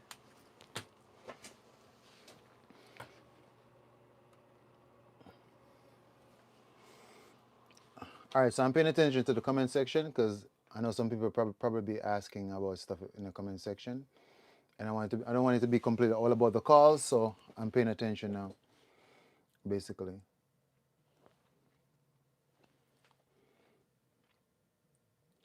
Okay, what about colonics? So colonics is good in a sense where it will definitely help you if you're in a certain kind of a predicament, right? The only thing about colonics is that colonics will tend to move things out of the sigmoid colon, right? The descending colon, and sometimes it'll get out some of the material in the transcending colon, but most of the time it doesn't really get what's in the ascending colon, basically. So is that colonic works though? It helps you if you're severely constipated and need to be released. Okay, you need to release. Okay, everybody's calling right now. Hold on, let me take the number off because everybody's calling nonstop. And I'm not taking any more calls right now until in a couple of minutes again. What about bipolar psychosis? Psychosis. So okay, when it comes to bipolar, most of the time is a person needs parasite cleansing. Remember, when parasites get past the blood-brain barrier, they starts to manipulate the person's thought process, cause them confusion, because it's not normal to experience psychosis. There's only three factors which cause psychosis. Either a person go through a physical accident where they hit their head, and then it's like the cognitive process between the left and the right hemisphere is like interrupted based off the accident, and they damage the brain. Like brain damage can result in psychosis. Okay. The other factor of psychosis is gonna be what? Parasites. We know that parasites control people's mood. They make you confused. Parasites make you depressed. And according to what we see in science, when parasites make their way across the blood-brain barrier, they create cysts in the brain. That's what causes a lot of seizures. People having seizures all the time. That's not normal. That's parasite creating egg sacs in the brain as brain tumor. Did you know that literally almost all brain tumor in the brain involve parasites? Listen, it's kind of like as if brain tumor doesn't really exist without parasites, because remember, we have the glymphatic system. Remember, we have the glymphatic system which filters waste. So it's not easy or normal for somebody to have a brain tumor. Just about every single brain tumor involve parasites. Let me show you the glymphatic system, what it looks like, so that you guys can understand. Let me show you what that looks like. So, right? So as you will see here, we talk about the lymphatic system. We can clearly see that the lymph goes everywhere, the green network. Okay? But look inside of the brain. Don't you notice how we have the green network that goes everywhere? Look, the green network goes everywhere because what? This up here is called the glymphatic system. The glymphatic system is what drained all the waste matter from the brain, from the head, right? All the way down into the lymphatic system. So the glymph and the lymph is the same system interconnected. We see, we just call it glymph and call it here lymph, but it's the same thing, same system, right? So it's not normal for you to have a brain tumor at all. There's no function in the body, any compromise of anything which would result in a brain tumor, except parasite creating egg sacs. So whenever a person go to the doctor and they do the scan and they show, oh, there's a tumor in the brain, that's a parasite creating an egg sac in the brain, and they cause seizures. So again, there's only three factors which cause a person to have psychosis.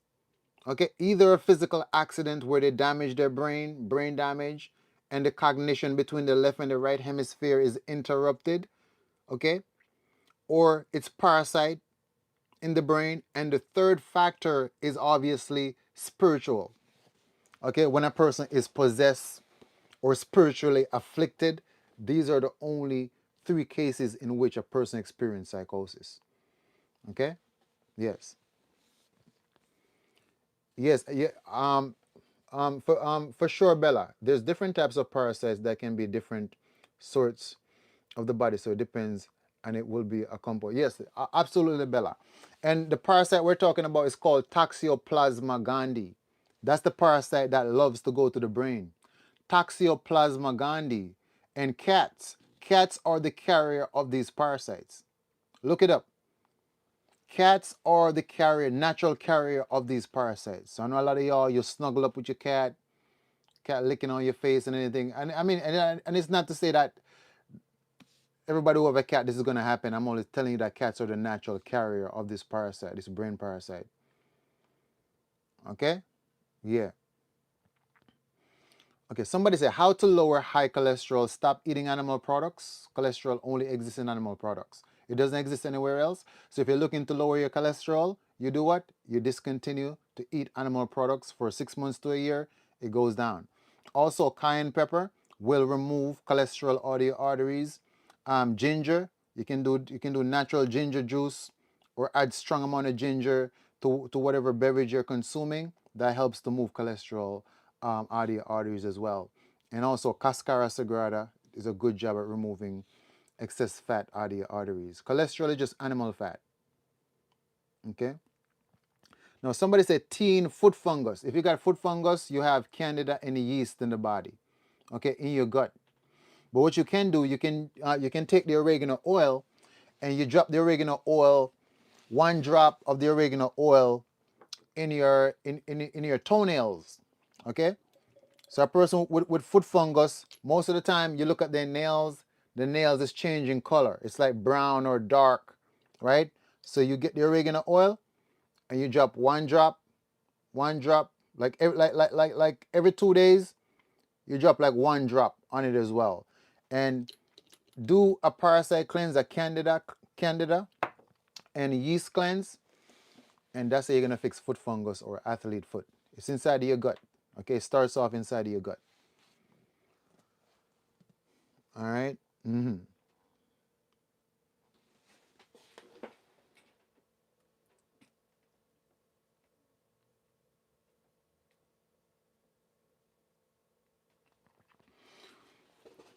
I'm still hungry after only consuming vegetables. I mean, generally, if you eat vegetables and you're still hungry, just eat more. Because keep in mind that you're coming from eating more denser materials. This is what we need to understand. You're coming from consuming more denser materials, more heavy food. So it stays in your stomach for a longer period of time, so you tend to feel full and more satisfied for a longer period of time. Now let me break it down so that you can understand. Okay? Let me break it down. Now here's what it is. How long does it take how long does it take for a piece of chicken to be digested? It takes 1 hour and 20 minutes for your body to digest a piece of chicken, right? How long does it take uh, a piece of pork to be digested? Up to 2 hours, 2 to 3 hours for your body to digest pork. How long does it take for beef to be digested? 1 hour and 45 minutes. You see what I want? So you can see, because you're eating more denser material, you're coming from a diet of eating more denser material, so it stays in your stomach for a longer period of time, so you feel more full. Now, how long does it take vegetables to be digested? 30 minutes. How long does it take fruits to be digested? 15 to 20 minutes, and your body digests fruit, because fruit is mostly water content, you see? So that's the reason why you eat a bunch of fruits, and then within an hour you feel hungry again like you didn't eat nothing, because It breaks down so easily. And because most of your life you've been eating solid foods, which takes a long time to break down. So now that you're changing your lifestyle, you keep feeling hungry every time. Feeling hungry every time. So just eat more vegetables. Just eat more. Because remember, see, that's the good thing about fruits and vegetables. You can eat unlimited amounts and it will never have any negative effect upon your body at all. You see the difference? So just eat more. Just eat more. If you're hungry, eat more vegetables, eat more fruits, eat more, eat more. Because what? The more you eat, the better for you, and it cannot affect you negatively. But it's going to take your body some time. It's going to take your body some time to where then now it's like your body, your stomach is going to shrink back to its natural size that it's supposed to be, because it's like we talked about earlier. Your stomach is actually the size of your fist. But for most people, their stomach is stretched out from the years of stuffing their gut with a whole bunch of dense, heavy foods. So that's the reason why now you're eating cleaner foods that digest easier. You feel empty and feel hungry every time. So just eat more fruits and vegetables and give your body time. Your body's going to adjust. Your stomach going to start to shrink back down to its normal size of your fist, and everything going to normalize itself back out. See what I'm going? Yeah, basically. Um, Bella, is it around time for is it around time for us to end the live? Because I kind of feel like we're probably hitting around that time frame right now. Because once my batteries start dying, I kind of figured we're gonna lose the microphone for a bit here. We're gonna lose the microphone. Okay, can you put oregano oil in your water? For sure, you can put oregano oil in your water. So basically it's like putting the oregano oil with the olive oil, because it's like it kind of dilutes it in a sense, right?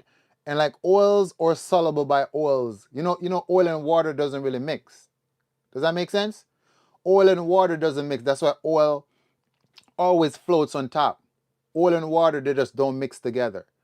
But oils and oils, so oil is soluble with another oil. That's why you can somewhat mix multiple oils together, infuse different oils together, because oil is soluble by oil. So it's like if you put the oil with a little bit of olive oil, it's kind of better for you to take it that way than the oregano oil with the water, because they don't mix. So the water is not going to carry the olive oil where it needs to go, because carry the oregano oil where it needs to go, because they don't mix, basically.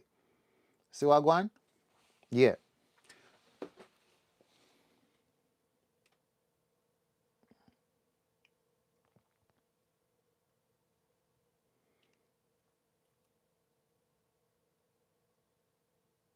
So, okay, Misty, here's what, Misty. I would say give me a call.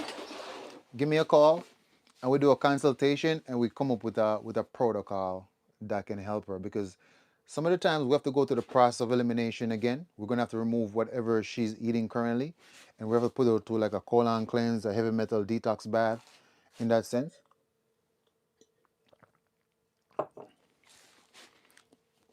And I'm also not really familiar with the terminology and the name. So just like we talked about earlier, some of these names that were given by the institution, the names doesn't really matter. We just need to know what part of the body is affected so we can get to that part of the body to correct the problem. But all these sophisticated names, they become confusing and it doesn't really make any sense. We just need to know what part of the body is affected and the system of the body, and we fix it. We correct the source of the problem, not treat its symptoms. All right, here's what I'm gonna put together my fritters real quick, because I did say I was gonna do my fritters. This is my kale and mushroom that I made last night. It's my kale and mushroom that I made last night.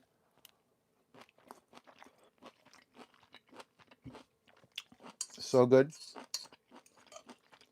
Not last night, this morning. I made it this morning.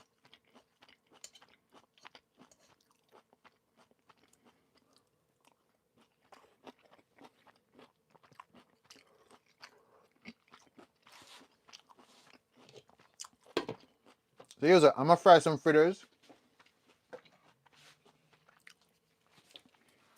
Okay, tonight I'm using what? Avocado oil. So remember yesterday I had the olive oil, the cold pressed olive oil, but remember that the olive oil have like a low smoke point. So it will tend to smoke because that kind of olive oil is more for like salad dressing, not for you to really cook with it. So anyway, I got avocado oil. And as you can tell, I like Greek products.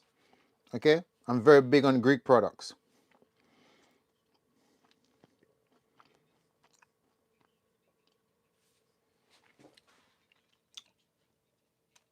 Hold on.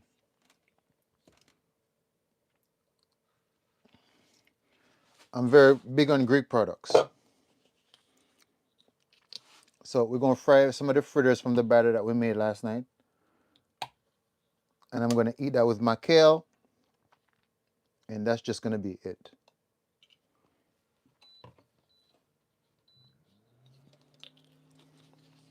I'm gonna get the batter.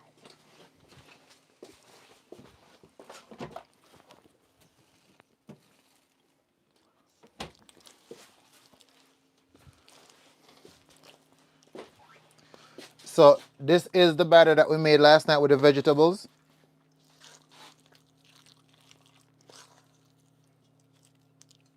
As you guys can see. And this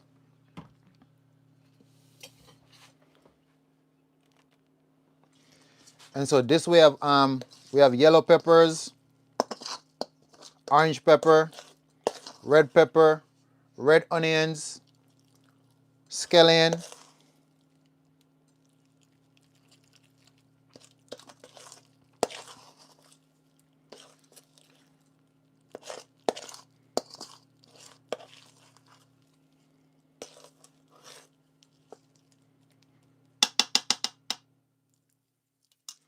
All right, so let that heat up a little bit more.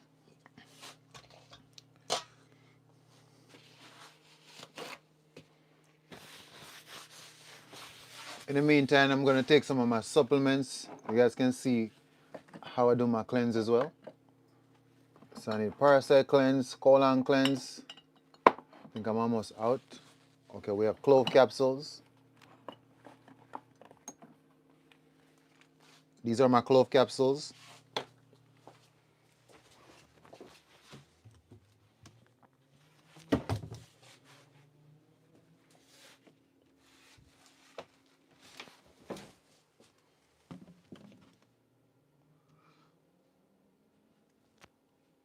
All right, so it's a parasite capsules and colon capsules. We have some liver life already. All right, so here is my colon capsules and parasite capsules, and we take these together. Okay, these we take together.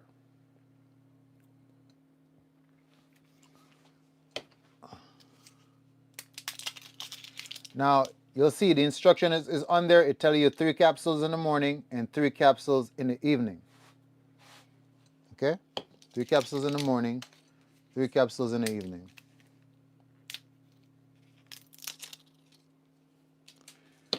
Get some spring water.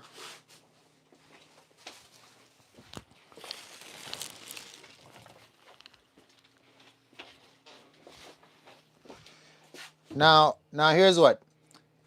If you don't want to take your capsule with just water, you can also take them with juice if you want to. I understand some people like you don't like the capsule with the water, you can take it with juice. So I have 2 different kind of juices here. I have the black cherry juice, and I have blueberry juice as well. And we're gonna dilute it. Hold on, let me put some of this to fry in the meantime.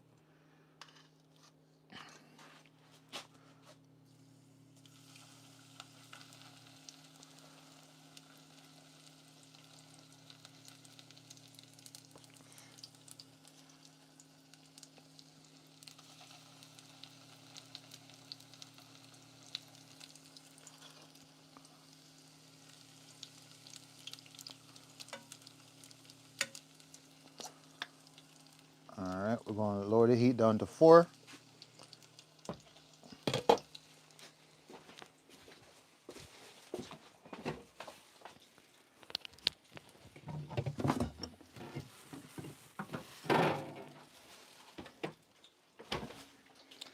Lower it down to 4. All right, so here's what we got. We got 2 top level kind of juices that I recommend, especially when it comes to detoxing, right? Especially when it comes to detoxing, there's certain things that you want to use in alignment with your cleanse. Okay, for instance, this is pure black cherry. Okay, pure black cherry juice, and you notice it's not from concentrate. It's not from concentrate. Pure black cherry juice. There's no other ingredients than simply black cherries. Okay, I don't play about a whole bunch of ingredients that you can't pronounce. That's a red flag. Once you see something with ingredients that you can't even pronounce, you shouldn't even be trying to put that inside of your body. You all ain't got no respect for yourself. Okay? And what you have to understand is this. When you allow these companies to put all these different ingredients inside of your body, it's kind of like you being a whore. Think about it. Y'all want to come on social media, talking about other people and what they're doing, but think about it. McDonald's, all up inside of your body, they got access to inside of you, right? Burger King, Domino Pizza, Wendy's, White Castle, Starbucks, Waffle House. It's like you don't have no morals. You just let any company go have access to inside of your body to do whatever they want. Deposit whatever they want to deposit inside of your body. You see, you're just not looking at it that way. But it's actually what's happening. Think about when you go to McDonald's, what happened? They're depositing their residue of their substance inside of your body. You go to Dunkin' Donuts, they're depositing their substance inside of your body. So once you notice with a product having multiple different ingredients and you can't ever pronounce it, you should never be putting it inside of your system. That's how you manufacture a disease. Okay? That is how you manufacture a disease. So I don't play about stuff that goes inside of my system. It has to be pure. Okay? Very, very pure. Now, as I said, these juices are very concentrated. So I dilute it. I don't just drink the whole thing like that. I dilute it. This is the pure black cherry, my favorite. And I find that I actually really like the blueberry as well. Okay, this is the blueberry from Lakewood. Okay.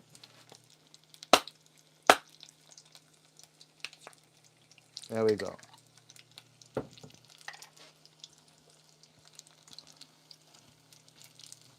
Let me turn these.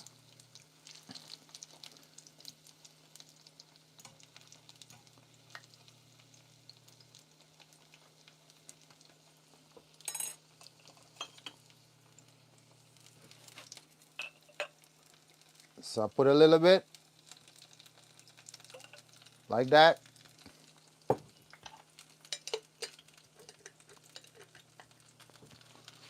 Then I add spring water. My favorite spring water is, of course, Eternal. Okay, it's just very expensive. So you will notice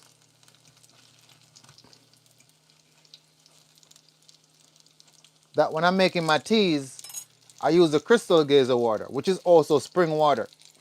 But the Eternal have like a pristine taste to it. Because remember, water that comes from different parts of the earth is going to have a different vibration or a different frequency. It's going to have a different taste because it's basically colliding with different minerals in the rocks. So obviously, water from one location is going to taste different from water from another location. I just happen to like the taste of where this water comes from more than the other one, but I do use both. This water is expensive, so very expensive. So it's more like me treating myself when I buy this water all the time because it is expensive. But remember, your health is an investment, not an expense, right? Yes, your health is an investment and not an expense. All right. I don't want to burn these. Like I already did slightly. Now this plate is what we call a calabash. It's called calabash, also called a paki. Okay, in Jamaica we call it paki. Okay, the other name for it is calabash. And these are originally what we use as our plates. Okay, so it's actually a very big fruit. Okay, and we basically cut it in half and scrape out the fruit, and now we end up with a dish. Now guess what? The inside of this fruit is actually very healing to the body. Like if you roast it and you drink it, it pulls all the inflammation out of the body. So in Jamaica, what my ancestors do, whenever somebody get into like an accident or they fall out of a tree and they have like bruised blood, or somebody get into an accident in a motor vehicle and they have like bruised blood or blood clots, we basically take we take the packetry and we scrape out the inside, or we just roast it. We roast it inside of the fruit. We roast it, and then we scrape out the inside, and then we put it through like a piece of cotton and squeeze out the juice and give it to the person to drink, and they pull out all the inflammation out of their body. And then we use this as our dishes. Now I know you guys just go to Walmart and buy your set of dishes. You know, life is like so easy for you, right? But we make our own dishes. Also, you guys remember when I made this dish out of the coconut shell? Because I did this with y'all on here. Okay, we made this one together. I bought a coconut. This coconut was very big. The shell was so hard to break. When I was trying to break it, I'm like, wait a minute, this is going to make a good dish. And that's how I make my own dish from this one. So these are the natural things that we use to eat. Okay? Just like how it's good for you to learn how to use chopsticks, right? I'm here chatting with y'all and burning up my food. Hold up. I don't want to burn the next one. It's not really burned though. It's just properly brown, but yeah. So basically, as we talk about being able to thrive in nature, right? Right now, I can walk out into nature and look for a pocket tree or a coconut tree, and I can make my own dish. But somebody who just been getting their dish from Walmart all of their life, imagine now society collapse, or imagine the government gets so crazy with this with the slavery, you know, and the AI technology, and now you decide that, oh, I'm gonna just go out into nature to live outside of the system. You don't know how to survive. You see, I can walk out into nature and find and make a plate. I can grab my 2 pieces of sticks and now I have chopsticks. You see what I'm saying? Now I have chopsticks. I can just eat my food. I don't need a spoon. I don't need a fork. I don't need a plastic dish. I can just find something in nature to make whatever I want to make. And I can just thrive. You get what I'm saying? I can find the herbs for medicine. I can find the mushrooms, the edible mushrooms. Okay? If if um if I want to make like a torch, I can find a pine tree that contains a lot of the pine oil, and I can make a natural torch from that. Basically, like so many things that we need to learn how to survive. We've become like domesticated human beings in society.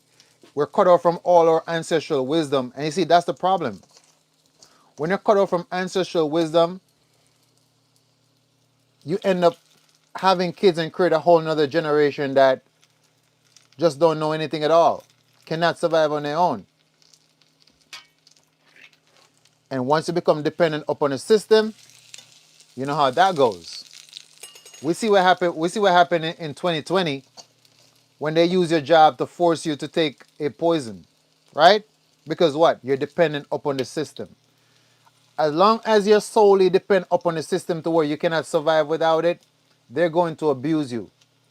Because now you have to conform to all the rules of the system, whether it's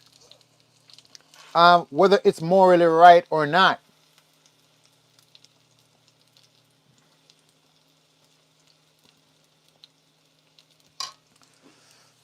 Whether it's morally right or not. So here's what. Before I even start eating any of these, let's finish taking our capsules.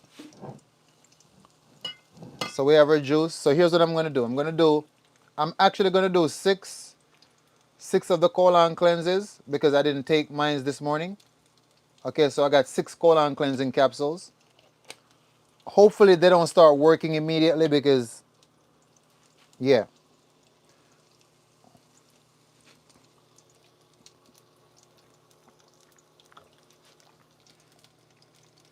Thank you, Bella. Guys, remember to join the Discord. Okay, if you look in the comment section, you see Bella pin the Discord invite link. Yeah, I took 6 of the capsules because I didn't take my three capsules this morning. And yes, 6 capsules will rock your world. Okay, it will rock your world. But then again, remember, my body is different.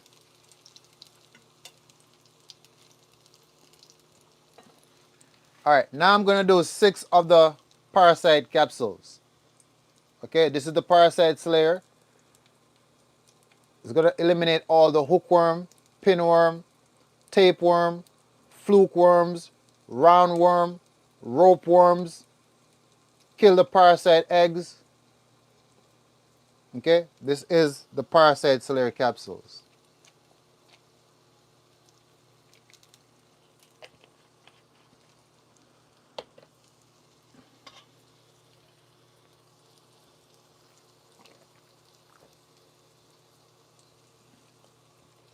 Now, I know some people have a hard time taking capsules. Here's what, don't think about it. Just kind of bring the capsules to okay, so it's kind of like you're bringing the capsule to like close to like the back of your tongue and just drink the water or the juice real fast. If you try to think about it, yeah, you might just have a hard time. So think of it like you're just drinking juice. Helps you to get the capsule down faster. I know some people struggle with it.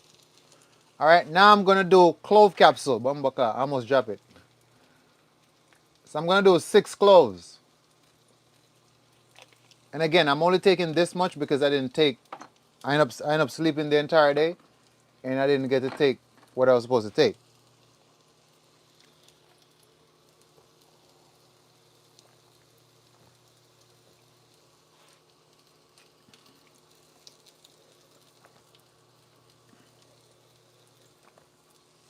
There we go.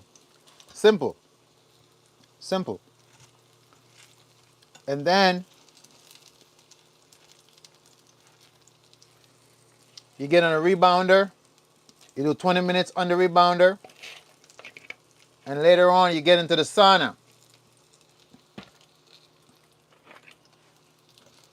And you drink your herbal teas. You meditate.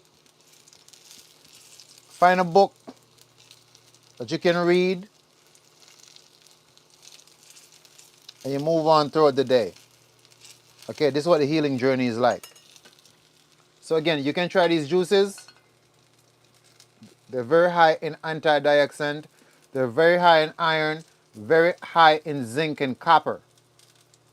All right?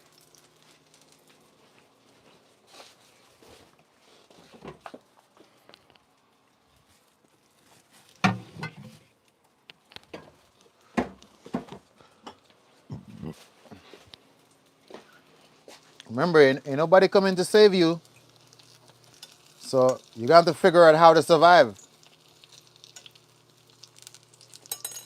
You got to figure out how to survive.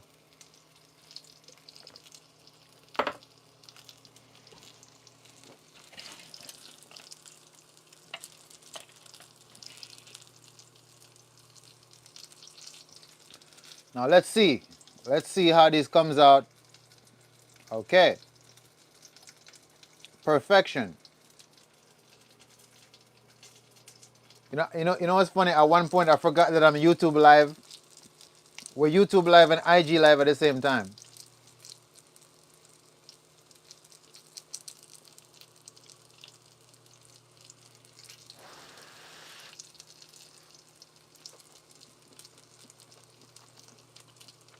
So good.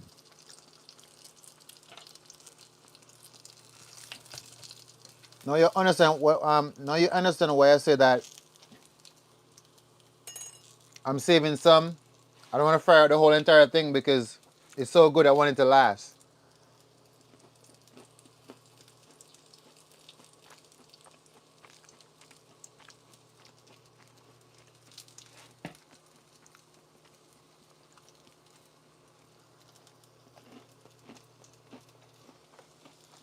Oh, save the live? Yeah.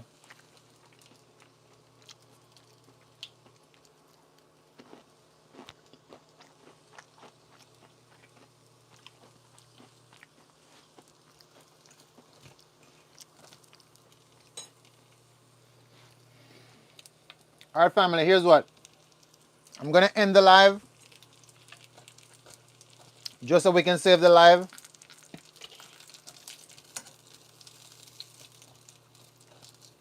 And then I'm gonna come back on for a little bit.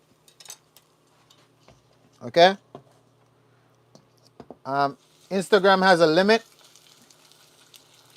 So if you pass the limit, they'll just cut off the whole thing and they don't give you the option to save it.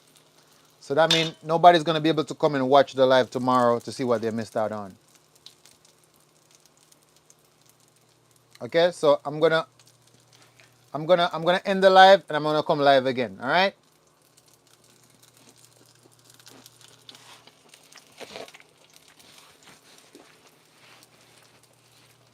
Alright.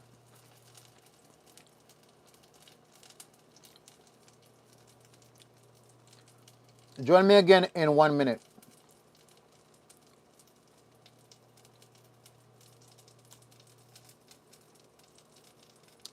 Greetings to everybody within the YouTube space. Wholeness.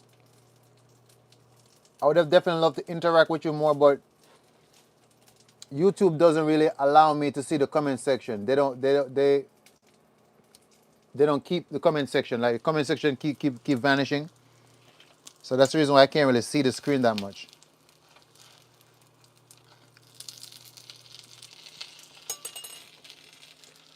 But yeah, these are very good. If you check the live video we did on YouTube last night, you'll definitely see how to make these. You'll definitely see how to make these. They're literally perfect. Okay? Literally perfect. Okay? As you can notice, the consistency, see that? The perfect consistency, or I forgot the camera is off to the side. The perfect consistency.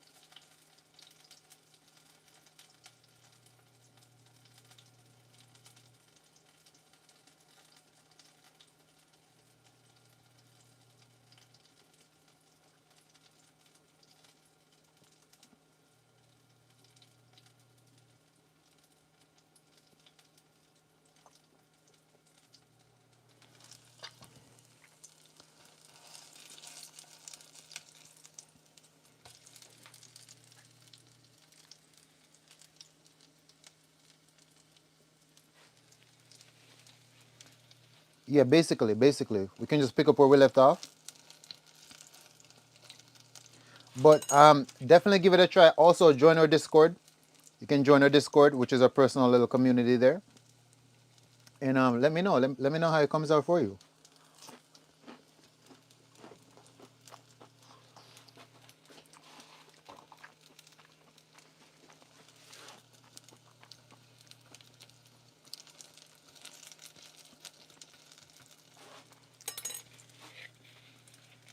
So here we go, tribe. Hold up. I'm telling you that the whole ratio of these comes out so perfect.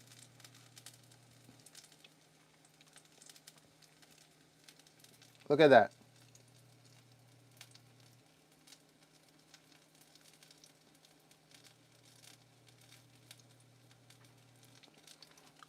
So okra is very good. Okay, okra is very good. Very good for your gut health.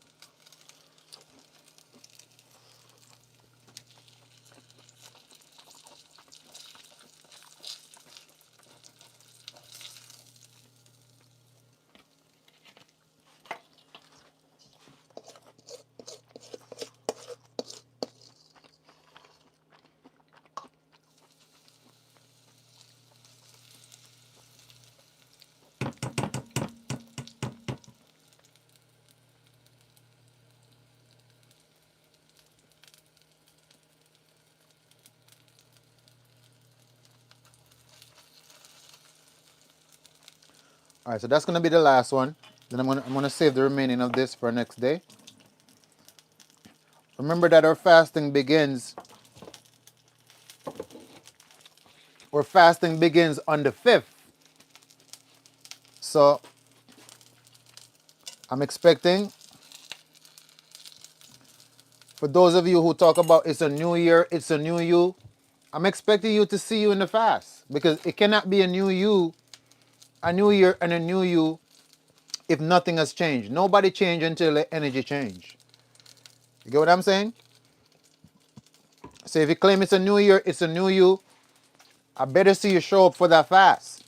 Otherwise, I know you're bullshitting. Okay? Otherwise, I know you're bullshitting.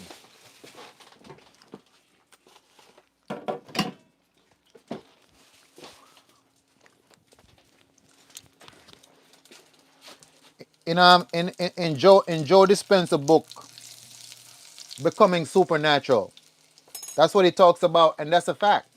Nobody changed until their energy changed. Haven't you wondered why when a lot of y'all get out of relationship with people, right? When you went to a relationship with somebody and then y'all end up break up, and then when they're trying to get back into your energy, what is it that they say when they're trying to get back into your energy? Let me put the microphone back on. Hold up. Right? When you break up with somebody, right, and they're trying to get back into your energy, what is it they say when they're trying to get back into your energy? Don't they say that, hey, I've changed, right? Only for you to let them back into your energy and realizing that you're dealing with the same culprit. They didn't change. They just convince you. Anybody can say something. Anybody can say, yo, I've changed. I'm not like that no more. But remember, it's your action that determines everything. Anybody can say anything, but actions speak louder than words, right? Because what? Nobody change until their energy change. A person can't just say, I change. The energy has to change for them to change. And you will see that energy change through their action. So nobody change until the energy change. So yeah, for all the new year, new me people, okay, if you swear that you change, then prove it. Prove it. Fast for 12 days with us. If you claim that you've changed. Fast for 12 days. If you can't, you haven't really changed. Because you're not disciplined. You have deep attachments that you can't let go of. You're still a slave to gluttony. Right? You're still operating at the same frequency of health. Nobody change until their energy change. All right? Yeah.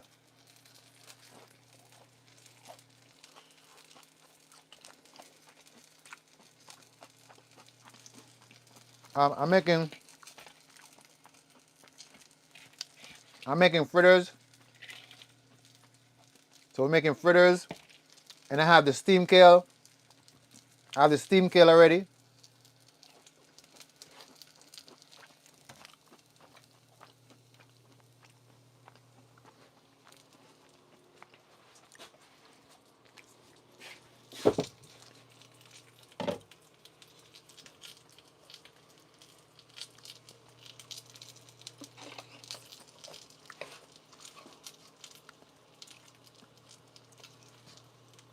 have the steamed kale already.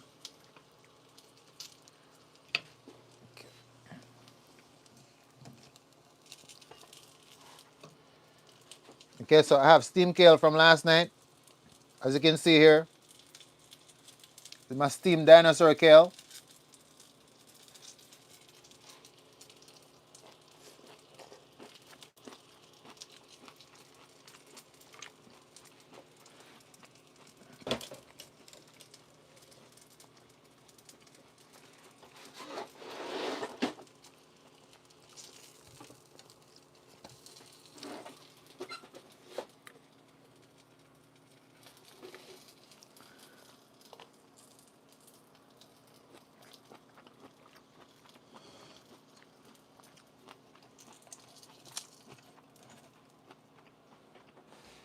Eat to live, not to die. Nothing that I'm eating can give me a disease. Okay, everything comes from plants. Every single thing comes from plants. Mushroom, the kale, onions, the tomatoes, even the oil that I'm cooking with, the flour, everything comes from plants.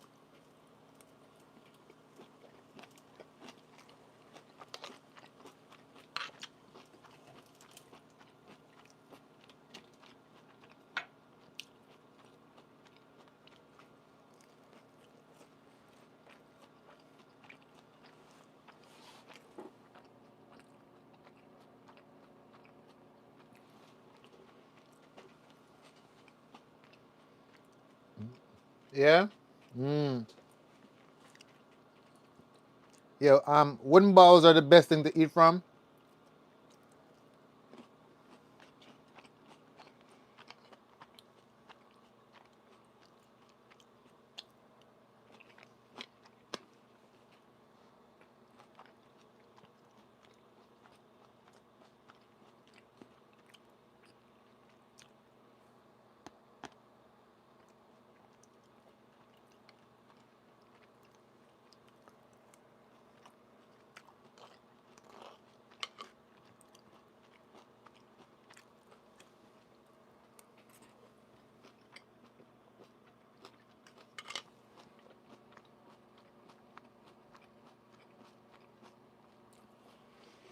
Okay, what kind of flour do you use? So I use spell flour. I use unbleached, white unbleached spell flour. Because you have spell flour out there that's bleached out. I don't want anything that you bleached out. Original, white unbleached spell flour. That's what I use. Okay? The oil that I use to fry in is the avocado oil. So this is the oil that I use for my birria, avocado oil. Okay, so avocado oil, spell flour. And the kale that I use is dino kale or lacinato kale, also called dinosaur kale. That's the kale that I use.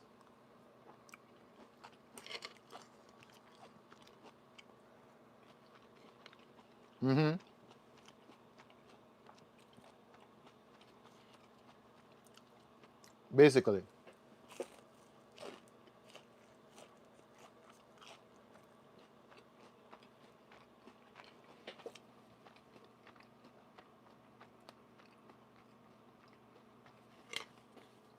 Any other oil? So you can use olive oil. You can use grapeseed oil as well. Um, Hemp oil, sesame seed oil,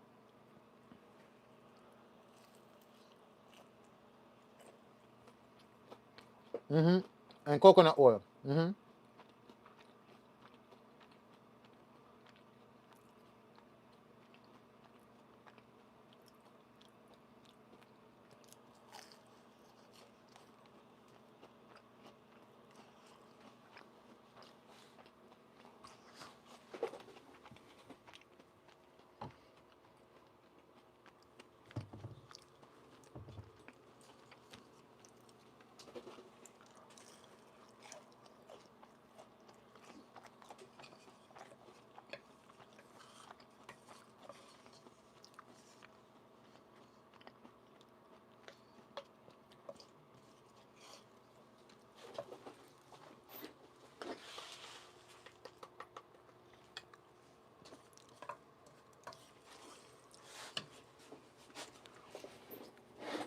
My gallbladder is hurting.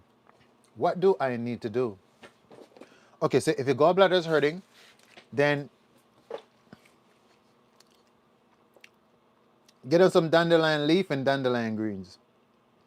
So obviously, if your gallbladder is hurting, it's because you have calcification in the gallbladder. Cleanse your liver so that your liver produce more bile. When your liver produce more bile, the bile obviously flows into the gallbladder, which dissolves the calcification of the gallbladder. Aside from that, get your hand on this herb we call chanca pedra. Okay, chanca pedra also means stone breaker. Oh, I don't. Where is it at? I know I had it a couple of days ago. Okay, chanca pedra also called stone breaker, to break up any kind of a calcification inside of your gallbladder. Same thing for kidney stones as well. Okay, but pain in the gallbladder is clear indication that something is wrong. So start to cleanse out the liver. The liver going to produce bile because obviously the gallbladder is connected directly into the liver. Also fast. Fast for 3 days. Stop eating. Fast. Stop eating cooked foods.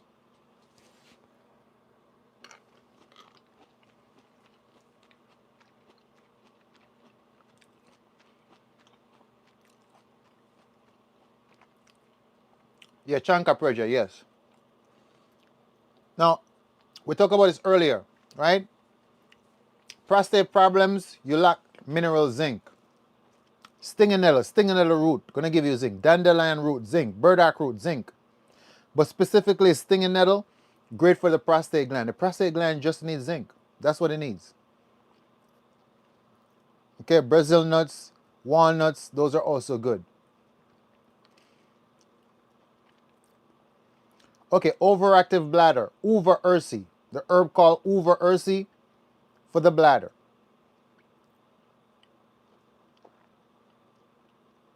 Also, kidney wood. We talk about kidney wood. The kidney wood regulates the kidney and the bladder. Okay, this is the kidney wood.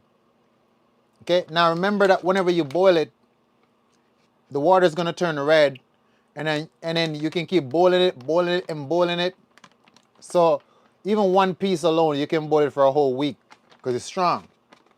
Okay, kidney wood for the bladder and the kidneys.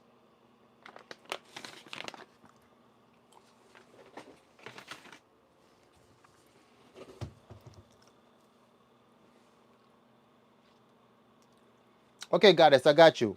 Okay, so herbs for the thyroid. Okay, now keep in mind that we have two different thyroid conditions. We have what? We have hypothyroidism and we have hyperthyroidism. So hypothyroidism is the what? Underactive thyroid. That's when you see people have like goiter, or the thyroid gland swells, or you see some people like a big lump on the side because the thyroid gland swells, right? That's hypothyroidism, a underactive thyroid. Also, people with an underactive thyroid tends to have problem with their metabolism. Okay, some people may even have heart palpitation because the thyroid gland governs over your heart rate, your body temperature, and your metabolism. So when it comes to hypothyroidism, it's underactive because what? You don't have sufficient amount of iodine. The thyroid gland functions off iodine, so you need iodine. What are the highest sources of iodine? Seaweeds, the aquatic plants. Bladderwrack is high and potent in iodine. Sea moss also contains high levels of iodine too, but sea moss is dominant in calcium. So even though sea moss contains a lot, sea moss is more dominant in calcium. Now I'm gonna break down the seaweeds for you so that you can understand. Right?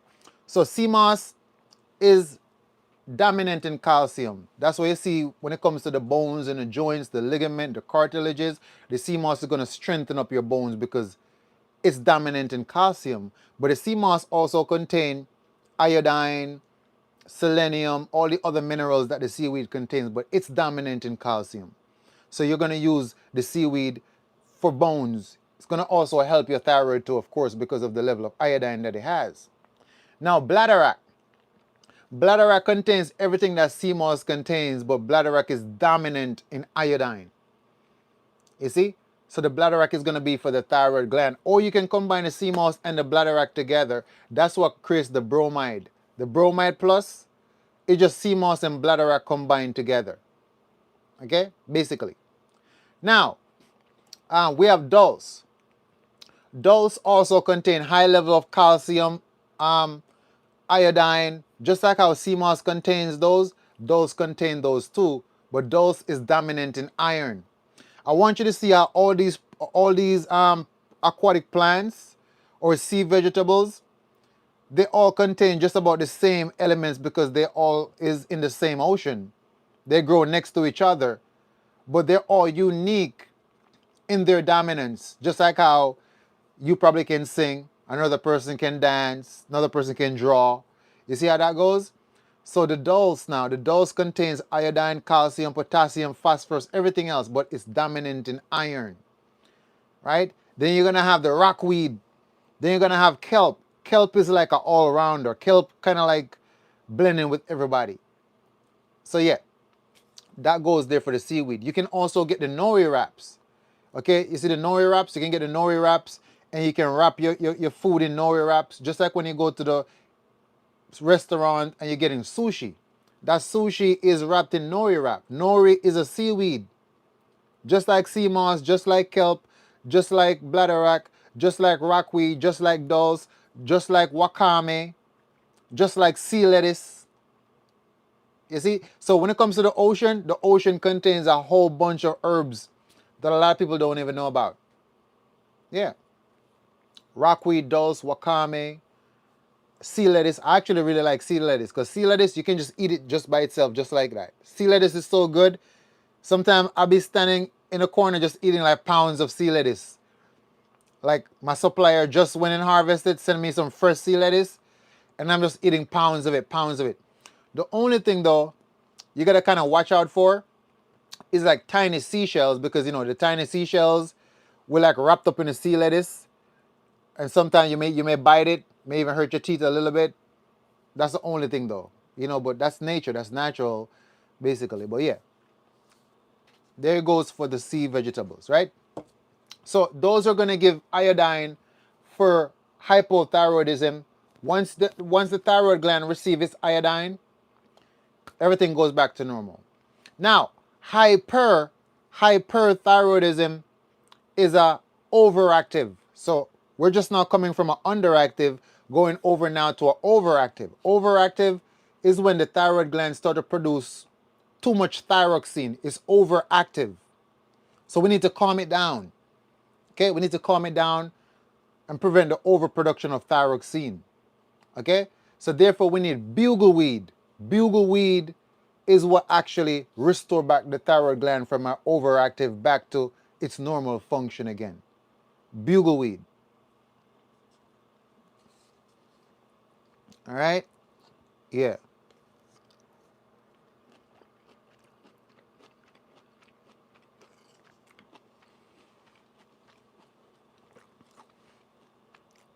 All right, here's what. If you want to if you want to go to a 3-day fast and you need guidance on that fast, just join us on a 12-day fast. And on day 3, you can just stop. See what I'm saying? If you want to fast for 7 days, you don't want to go to 12 days, join us on the 12-day fast. And then when 7 days come, you can just stop. Because once the fast begin, you're gonna have to come into the Discord. I'm gonna have daily check-ins. Everybody as a group, we're gonna be there. And yeah, so if you want to do 3 days, 7 days, 8 days, just join in.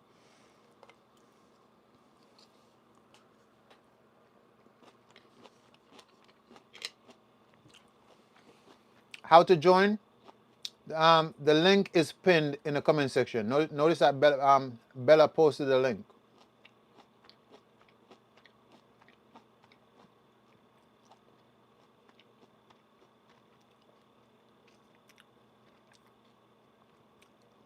Yeah, so the link is pinned in the comment section. That's the link to join the Discord.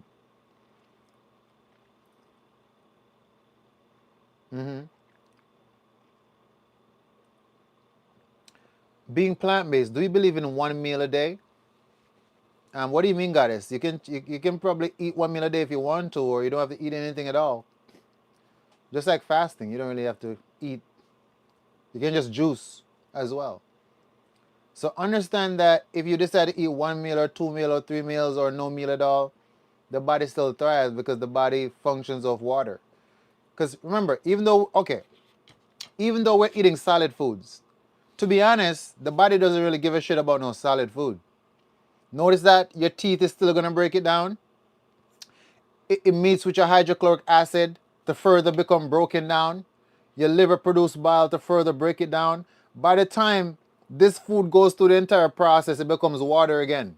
It breaks all the way back down to liquid because your body is what? 70% water.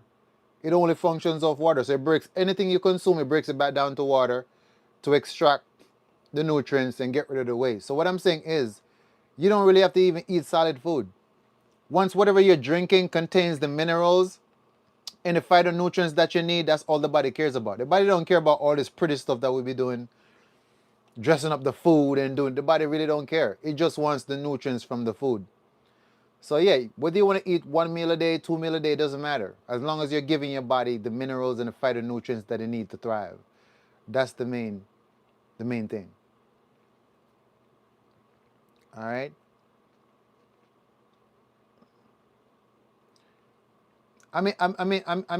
GERD is still coming from the liver again. You need to cleanse the liver. Okay, needed to cleanse the liver. All liver cleanse. And for everybody else asking about different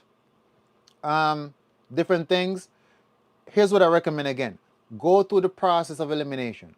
Do a colon cleanse. Do a parasite cleanse. Do a lymphatic cleanse. Do a blood cleanse. Do a kidney cleanse. Go through every single system of your body and clean it out. All your problem will be gone. Literally. This is simple for you to understand. Remember, you were not born with the things that you're experiencing right now. So how did this happen? Obviously, it comes from what you've been consuming over that duration of time up to this point. So engage in the cleaning and start at the base. Start at the colon, right?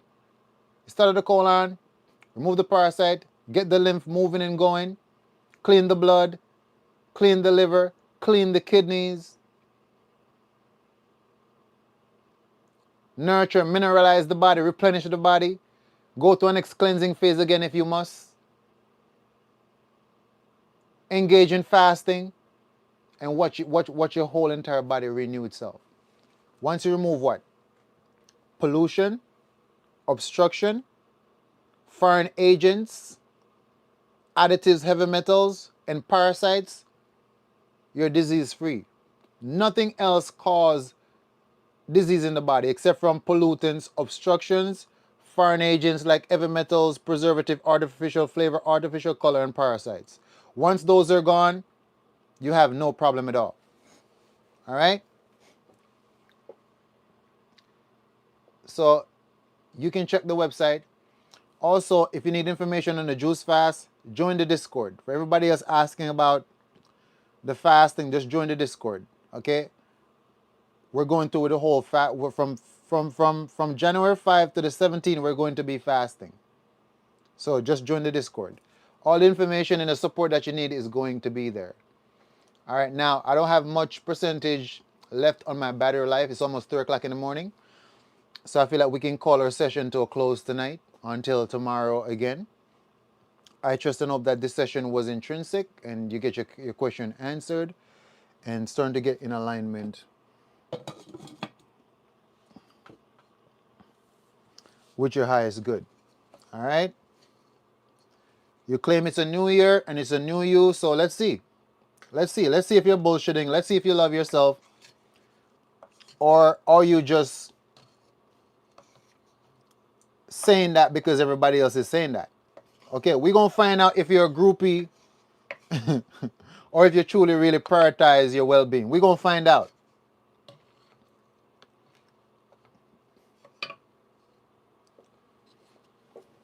We're going to find out. Also, for everybody over there within the YouTube spaces, I would also recommend for you to join the Discord if you want to join me on the fast. All right.